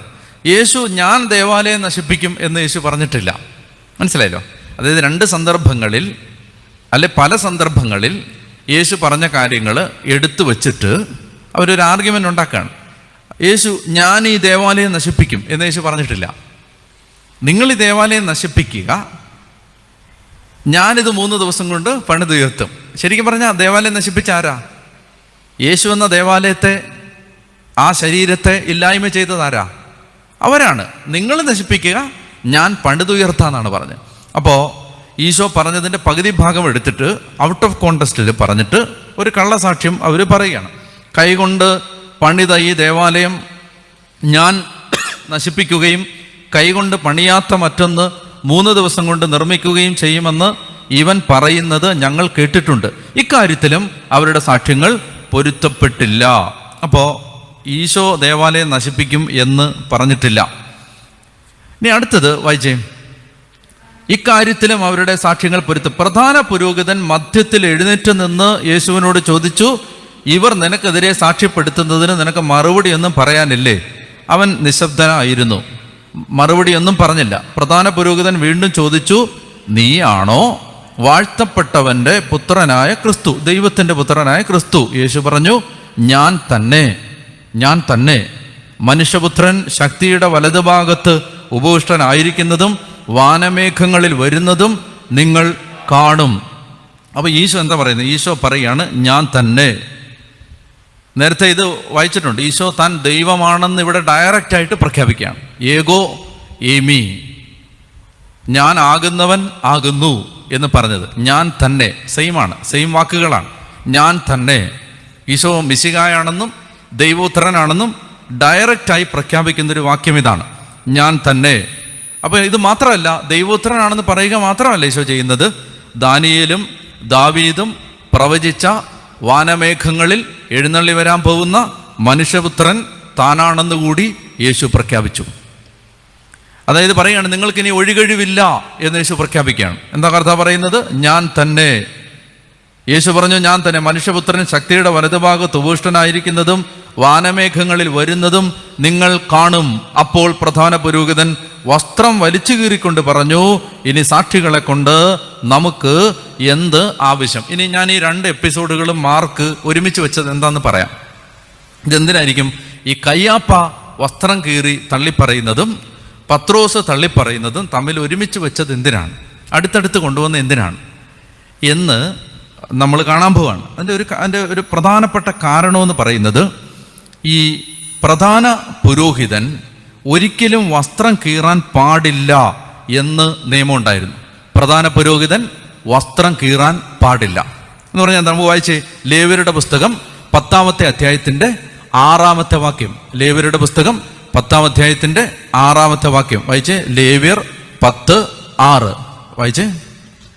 ലേവ്യരുടെ പുസ്തകം 10-ാം അധ്യായത്തിൻ്റെ 6-ാമത്തെ വാക്യം എന്താണ്? എടുത്തോ. മോശ അഹറോനോടും മോശ എന്താ പറഞ്ഞത്? മോശ ഒരു കാര്യം അവരോട് പറയുകയാണ്. മോശ അഹറോനോടും അവൻ്റെ പുത്രന്മാരായ എലിയാസറിനോട് ഇത്താമറിനോട് പറഞ്ഞു, നിങ്ങൾ തല നഗ്നമാക്കുകയോ വസ്ത്രം വലിച്ചു കീറുകയോ അരുത്. അങ്ങനെ ചെയ്താൽ നിങ്ങൾ മരിക്കുകയും ജനം മുഴുവൻ്റെയും മേൽ ദൈവകോപം നിപതിക്കുകയും ചെയ്യും. അതായത് പ്രധാന പുരോഹിതന്മാർ വസ്ത്രം കീറാൻ പാടില്ല എന്ന് നിയമം ഉണ്ടായിരുന്നു. പ്രധാന പുരോഹിതൻ വസ്ത്രം കീറിയാൽ എന്ത് സംഭവിക്കും? അയാളുടെ പ്രധാന പൗരോഹിത്യം ഇല്ലാതാവും. പ്രധാന പുരോഹിതൻ വസ്ത്രം കീറിയാൽ അയാളുടെ പ്രധാന പൗരോഹിത്യം ഇല്ലാതാവും. ഇവിടെ കയ്യാപ്പായുടെ പൗരോഹിത്യം ടെക്നിക്കലി അവസാനിക്കുകയാണ്. ആ സ്ഥാനത്തേക്ക് വരാൻ പോകുന്ന ആരാ? താഴെ മുറ്റത്തിരിക്കുന്ന ഒരാൾ വരാൻ പോവുകയാണ്. മനസ്സിലാവുന്നുണ്ടോ? മനസ്സിലായില്ലേ? ഹൈ പ്രീസ്റ്റ് താഴെ മുറ്റത്തൊരാൾ തീ കാഞ്ഞുകൊണ്ടിരിപ്പല്ലേ, ഇത് വരികയാണ്. അപ്പോൾ കയ്യാപ്പ വസ്ത്രം കീറിയതിന് നിസാരമായ ഒരു സാങ്കത്യമുള്ള ഇവിടെ ഉള്ളത്. അയാളുടെ പ്രീസ്റ്റ്ഹുഡ് തീർന്നു. അയാൾ മരിക്കുമെന്നാണ് പറഞ്ഞത്. നിങ്ങൾ വസ്ത്രം കീറിയാൽ മരിക്കുമെന്ന് പറഞ്ഞാൽ യഹൂദ നിയമത്തിൻ്റെ വ്യാഖ്യാനങ്ങൾ അവർ നടത്തിയപ്പോൾ അവർ പറഞ്ഞിരുന്നു, പ്രധാന പുരോഹിതൻ വസ്ത്രം കീറിയാൽ പൗരോഹിത്യം, അയാളുടെ പൗരോഹിത്യത്തിൽ നിന്ന് അയാൾ മാറ്റപ്പെടുകയാണ്. ആരും ചോദ്യം ചെയ്യാനില്ലാത്ത ഒരു കാലത്ത് കയ്യാപ്പ വീണ്ടും കുറച്ച് നാളൂടെ, എനിക്ക് തോന്നുന്നു എൻ്റെ ഒരു ഓർമ്മയനുസരിച്ച് കഷ്ടിച്ച് ഇത് കഴിഞ്ഞിട്ട് ഒരു 15 കൊല്ലം കൂടി ഇയാൾ പുരോഹിതനായിട്ട് തുടരുകയും പിന്നീട് ഇയാൾ ആ സ്ഥാനത്ത് നിന്ന് മാറ്റപ്പെടുകയും ചെയ്തു, കയ്യാപ്പ. അപ്പോൾ പ്രധാന പുരോഹിതൻ വസ്ത്രം കീറി. വായിച്ചേ. പുരോഹിതൻ വസ്ത്രം വലിച്ചു കീറിക്കൊണ്ട് പറഞ്ഞു, ഇനി സാക്ഷികളെ കൊണ്ട് നമുക്ക് എന്താവശ്യം? ദൈവദൂഷണം നിങ്ങൾ കേട്ടുവല്ലോ, നിങ്ങൾക്ക് എന്ത് തോന്നുന്നു? അപ്പോൾ എന്താണ് യേശുവിനെതിരെ അവർ ഉന്നയിക്കുന്ന ആരോപണം? എന്താണ്? ദൈവദൂഷണം. ദൈവദൂഷണം യഹൂദ നിയമം അനുസരിച്ച് മരണശിക്ഷ അർഹിക്കുന്നതാണ്. ദൈവദൂഷണത്തിന് കൊല്ലാം. ഒരാൾ ദൈവദൂഷണം പറഞ്ഞാൽ അയാളെ കൊല്ലാം, അയാളെ കല്ലെറിഞ്ഞ് കൊല്ലാം. ഇനി അടുത്ത എന്താ അവർ ചെയ്യുന്നത്? അവൻ മരണത്തിന് അർഹനാണെന്ന് അവരെല്ലാവരും വിധിച്ചു. ചിലർ അവനെ തുപ്പാനും അവൻ്റെ മുഖം മൂടിക്കെട്ടി മുഷ്ടി കൊണ്ട് ഇടിക്കാനും നീ പ്രവചിക്കുക എന്ന് അവനോട് പറയാനും തുടങ്ങി. ഭൃത്യന്മാർ അവൻ്റെ ചെകിട്ടത്ത് അടിച്ചു. അപ്പോൾ ഈശോയുടെ പീഡാനുഭവങ്ങൾ ആരംഭിക്കുകയാണ്. യെശയ്യാ പ്രവചനം 50-ാം അധ്യായം 6-ാമത്തെ വാക്യത്തിൽ കർത്താവ് പ്രവചിച്ചിട്ടുണ്ട്. യെശയ്യാ 50-ാം അധ്യായത്തിൻ്റെ 6-ാമത്തെ വാക്യം, അടിച്ചവർക്ക് പുറവും താടിമീശ പറിച്ചവർക്ക് കവിളുകളും ഞാൻ കാണിച്ചു കൊടുത്തു, നിന്നയിൽ നിന്നും തുപ്പലിൽ നിന്നും ഞാൻ മുഖം തിരിച്ചില്ല. അപ്പോൾ ആ പറഞ്ഞത് എക്സാക്ട്ലി ഇവിടെ സംഭവിക്കുകയാണ്. ചിലർ അവനെ തുപ്പാനും അവൻ്റെ മുഖം മൂടിക്കെട്ടി മുഷ്ടി കൊണ്ട് ഇടിക്കാനും നീ പ്രവചിക്കുക എന്ന് അവനോട് പറയാനും തുടങ്ങി. ഭൃത്യന്മാർ അവൻ്റെ ചെകിട്ടത്ത് അടിച്ചു. നമ്മൾ മർക്കോസിൻ്റെ സുവിശേഷത്തിൻ്റെ 14-ാം അധ്യായത്തിൻ്റെ 65 വരെ മനസ്സിലാക്കി. ഇനി 66 മുതലുള്ള വാക്യങ്ങൾ നമുക്ക് വായിക്കാം. പത്രോസ് താഴെ മുറ്റത്തിരിക്കുമ്പോൾ പ്രധാന പുരോഹിതൻ്റെ പരിചാരികമാരിൽ ഒരുവൾ വന്ന് അവൻ തീ കാഞ്ഞുകൊണ്ടിരിക്കുന്നത് കണ്ട് അവനെ നോക്കി പറഞ്ഞു, നീയും നസ്രായനായ യേശുവിൻ്റെ കൂടെ ആയിരുന്നല്ലോ. അവനാകട്ടെ, നീ പറയുന്നത് എന്തെന്ന് ഞാൻ അറിയുന്നില്ല, എനിക്ക് മനസ്സിലാകുന്നില്ല എന്ന് നിഷേധിച്ച് പറഞ്ഞു. പിന്നെ അവൻ പുറത്ത് പടിവാതിക്കലേക്ക് പോയി. ആ പരിചാരിക അവനെ പിന്നെയും കണ്ടപ്പോൾ അടുത്ത് നിന്നവരോട് പറഞ്ഞു, ഇവൻ അവരിൽ ഒരുവനാണ്. അവൻ വീണ്ടും അത് നിഷേധിച്ചു. അല്പം കഴിഞ്ഞപ്പോൾ അടുത്ത് നിന്നവർ പത്രോസിനോട് പറഞ്ഞു, നിശ്ചയമായും നീ അവരിൽ ഒരുവനാണ്, നീയും ഗലീലക്കാരനാണല്ലോ. നിങ്ങൾ പറയുന്ന ആ മനുഷ്യനെ ഞാൻ അറിയുന്നില്ല എന്ന് പറഞ്ഞ് അവൻ ശപിക്കാനും ആണയിടാനും തുടങ്ങി. ഉടൻ തന്നെ കോഴി 2-ാം പ്രാവശ്യം കൂവി. കോഴി 2 പ്രാവശ്യം കൂവുന്നതിന് മുമ്പ് നീ 3 പ്രാവശ്യം എന്നെ നിഷേധിക്കുമെന്ന് യേശു പറഞ്ഞ വാക്ക് അപ്പോൾ പത്രോസ് ഓർമ്മിച്ചു. അവൻ ഉള്ളുരുകി കരഞ്ഞു. അപ്പോൾ ഞാൻ നേരത്തെ പറഞ്ഞു, കയ്യാപ്പായുടെ പൗരോഹിത്യം അവസാനിക്കുകയാണ്. ആ സ്ഥാനത്തേക്ക് കർത്താവ് പത്രോസിനെ ഉയർത്തുകയാണ്. പത്രോസിനെ ഉയർത്തുന്നത് കയ്യാപ്പായും പത്രോസും ഈ സന്ദർഭത്തിൽ യേശുവിനെ തള്ളിപ്പറഞ്ഞു. പക്ഷെ കയ്യാപ്പ ഉള്ളുരുകി കരഞ്ഞില്ല, അതിനെക്കുറിച്ച് അനുതപിച്ചില്ല, അതിനെക്കുറിച്ച് മനസ്തപിച്ചില്ല. എന്നാൽ പത്രോസ് ഉള്ളുരുകി കരഞ്ഞു. അതാണ് അവനെ ആ പൗരോഹിത്യത്തിലേക്ക് ഉയർത്തുന്നത്. ഇപ്പോൾ പുതിയ നിയമത്തിൻ്റെ വലിയൊരു തലം നമുക്കിവിടെ കാണിച്ചു തരികയാണ്. ജീവിതത്തിലെ അപരാധങ്ങൾ, കുറവുകൾ ഓർത്ത് മനസ്സുരുകി കരയുന്ന വ്യക്തികളെ ദൈവത്തിന് ഉയർത്താൻ പറ്റും. അപ്പോൾ അത് ഈ പത്രോസിൻ്റെ ഉദാഹരണത്തിലൂടെ കാണിക്കുകയാണ്. നമ്മൾ ഇവിടെ കാണുന്നത് എന്താണ്? High priest versus high priest. അതാണ് ഈ എപ്പിസോഡുകൾ തമ്മിലുള്ള ബന്ധം. കയ്യാപ്പായും പത്രോസും തമ്മിലുള്ള ഒരു താരതമ്യം നടത്തുകയാണ് മർക്കോസ്. അപ്പോൾ പത്രോസിനെ കുറിച്ച് ഈ ഭാഗം നമ്മൾ വായിക്കുമ്പോൾ നമ്മൾ മനസ്സിലാക്കേണ്ടത്, ഈ മനുഷ്യൻ പത്രോസ് തള്ളിപ്പറഞ്ഞു, യൂദാസ് ഒറ്റിക്കൊടുത്തു എന്നൊക്കെ പറയുമ്പോൾ, യൂദാസ് ഒറ്റിക്കൊടുത്തു ഫൈൻ. പത്രോസിനെ കുറിച്ച് നമ്മൾ കാണേണ്ടത്, അദ്ദേഹം തള്ളിപ്പറഞ്ഞു എന്നുള്ളത് സത്യമായിരിക്കെ തന്നെ കുറേ നല്ല കാര്യങ്ങൾ അദ്ദേഹത്തിലുണ്ട്. മറ്റ് ശിഷ്യന്മാരിൽ ഇല്ലാതിരുന്ന കുറേയധികം നല്ല കാര്യങ്ങൾ പത്രോസിലുണ്ട്. എന്തൊക്കെയാണ്? ഒന്ന്, ബാക്കി എല്ലാവരും ഓടിപ്പോയി.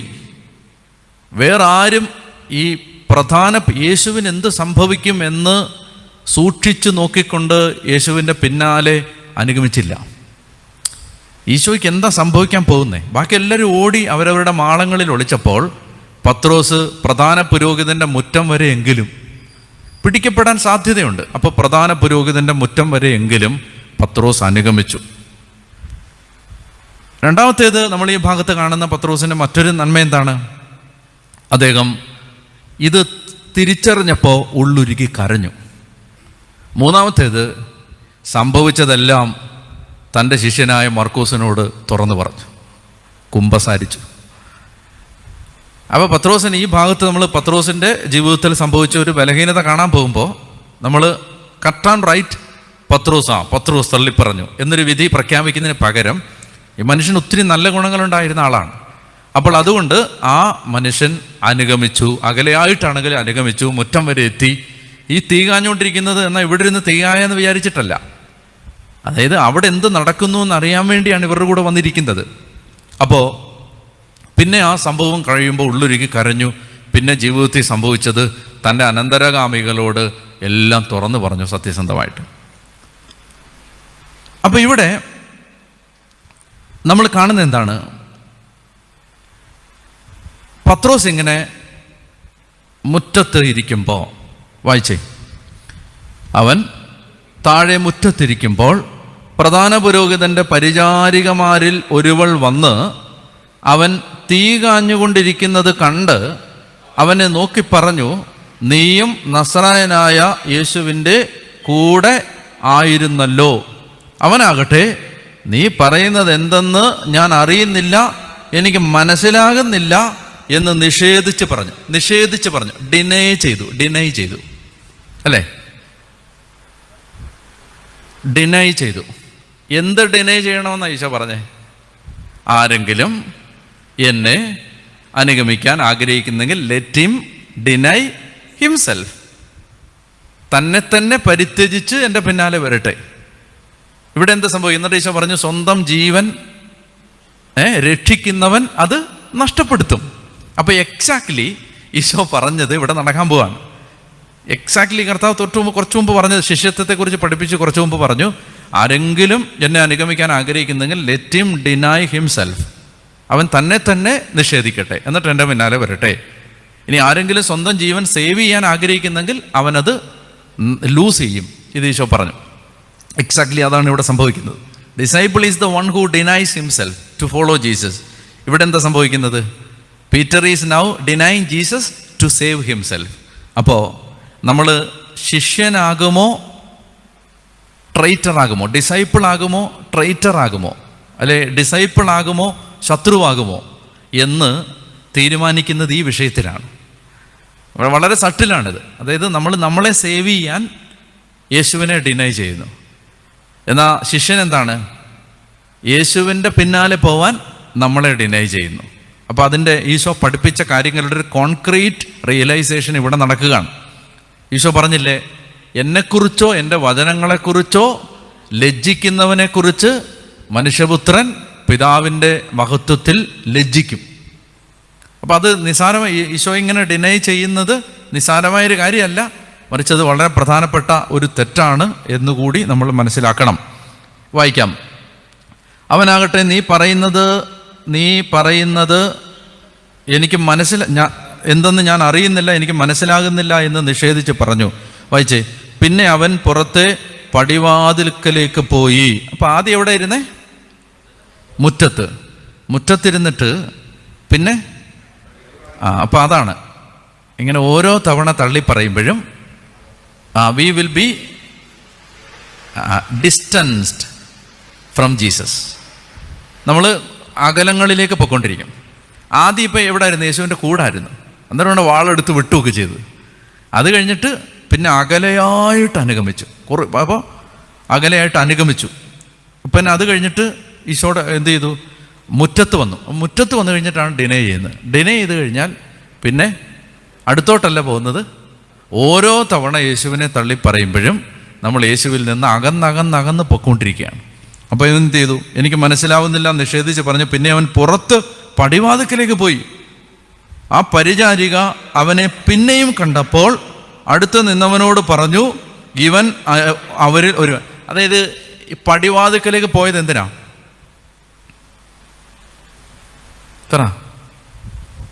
ഈ ചോദ്യത്തിൽ നിന്ന് രക്ഷപ്പെടാനല്ലേ? മുറ്റത്തിരുന്നപ്പോൾ ഇവരൊന്ന് ചോദിക്കുകയാണ്, എന്താ നീ അവിടെ അല്ലേ? ഇതുങ്ങളുടെ അടുത്തൊന്നും രക്ഷപ്പെടാന്ന് വിചാരിച്ചല്ലേ മുറ്റത്ത് പടിവാതിക്കെ പോയി, ഗേറ്റിൻ്റെ അടുത്ത് പോയത്. ഗേറ്റിൻ്റെ അടുത്ത് അതേ ആള് അതേ ചോദ്യമായിട്ട് വരികയാണ്. അപ്പൊ യേശുവിൽ നിന്ന് അകലെ പോകും തോറും നമ്മളെ തള്ളിയിട്ട, പരാജയപ്പെടുത്തിയ, നമ്മളെ നിലത്ത് വീഴിച്ച പ്രലോഭനങ്ങൾ പൂർവാധികം ശക്തിയോടെ വന്നുകൊണ്ടേയിരിക്കും. സൊല്യൂഷൻ എന്താ? അങ്ങോട്ട് പോകുന്നതല്ല, ഇങ്ങോട്ട് വരുന്നതാണ്. ഈ ചോദ്യത്തിൽ നിന്ന്, അതായത് കുറച്ചുകൂടെ മാറി നിന്നാൽ ഈ ചോദ്യത്തിൽ നിന്ന് രക്ഷപ്പെടാം എന്നാ വിചാരിച്ചേ. പക്ഷെ ആ ചോദ്യം നേരത്തതിനേക്കാൾ ഫോഴ്സോടുകൂടി ഗേറ്റിലും വന്നു. ചില ആളുകൾ പറയില്ലേ, ഒത്തിരി പ്രാർത്ഥിക്കൊന്നും വേണ്ട, പ്രയാസങ്ങളുണ്ടാവും. ഒരുപാട് പ്രാർത്ഥിക്കൊന്നും വേണ്ട, പ്രയാസം ഉണ്ടാവും എന്ന് പറഞ്ഞാൽ അങ്ങ് മുറ്റത്തോടെ അങ്ങ് മാറി നിന്നു. ആ മുറ്റത്തു നിന്ന് അങ്ങ് ഗേറ്റിലോട്ട് അങ്ങോട്ട് മാറി നിന്നു. ഒത്തിരി ഭക്തിയൊന്നും വേണ്ട, അങ്ങോട്ട് മാറിയിക്കേ. പക്ഷെ ഇവിടെ നിന്നപ്പോൾ അനുഭവിച്ചതിനേക്കാൾ പ്രയാസം അവിടെ നിൽക്കുമ്പോൾ ഉണ്ടാവും. ഇവിടെ ഒരു ഗുണമുണ്ടെന്നറിയാം. യേശുവിൻ്റെ അടുത്ത് നിന്ന് നമ്മൾ അനുഭവിക്കുന്ന സഹനങ്ങൾക്കൊരു ഗുണമുണ്ട്, ഒരു ആനുകൂല്യമുണ്ട്, ഒരു പ്രയോജനമുണ്ട്, അഡ്വാൻറ്റേജ് ഉണ്ടെന്നറിയാം. യേശു ഉണ്ട് ഇവിടെ. ഗേറ്റിൽ അവിടെ യേശു ഇല്ല. മുറ്റത്ത് നിന്ന് യേശുവിനെ അറ്റ്ലീസ്റ്റ് കാണുമെങ്കിലും ചെയ്യാം, ഗേറ്റിൽ നിന്നാൽ ഒന്നും കാണാൻ പറ്റത്തില്ല. അപ്പോൾ the more we are distanced from Jesus, the more we are tempted to deny him. അപ്പോൾ അതുകൊണ്ട് അതാണ് ഇവിടെ അങ്ങ് ദൂരേക്ക് മാറിപ്പോയത് ഒരു സമാധാനം കിട്ടുമെന്ന് ഓർത്തിട്ടാണ്. പക്ഷെ ഒരു സമാധാനം കിട്ടിയില്ലെന്ന് മാത്രമല്ല, അതേ പരിചാരിക അവൻ അത് നിഷേധിച്ചു. അല്പം കഴിഞ്ഞപ്പോൾ ആ പരിചാരിക അവനെ പിന്നെയും കണ്ടപ്പോൾ അടുത്ത് നിന്നവരോട് പറഞ്ഞു, ഇവൻ അവരിൽ ഒരുവനാണ്. ശ്രദ്ധിച്ചേ, ആദ്യ പരിചാരിക എന്താ പറഞ്ഞേ? നീ അവൻ്റെ കൂടെ ഉള്ളതല്ലേ? ഇല്ലാന്നല്ലേ പത്രോസ് പറഞ്ഞേ?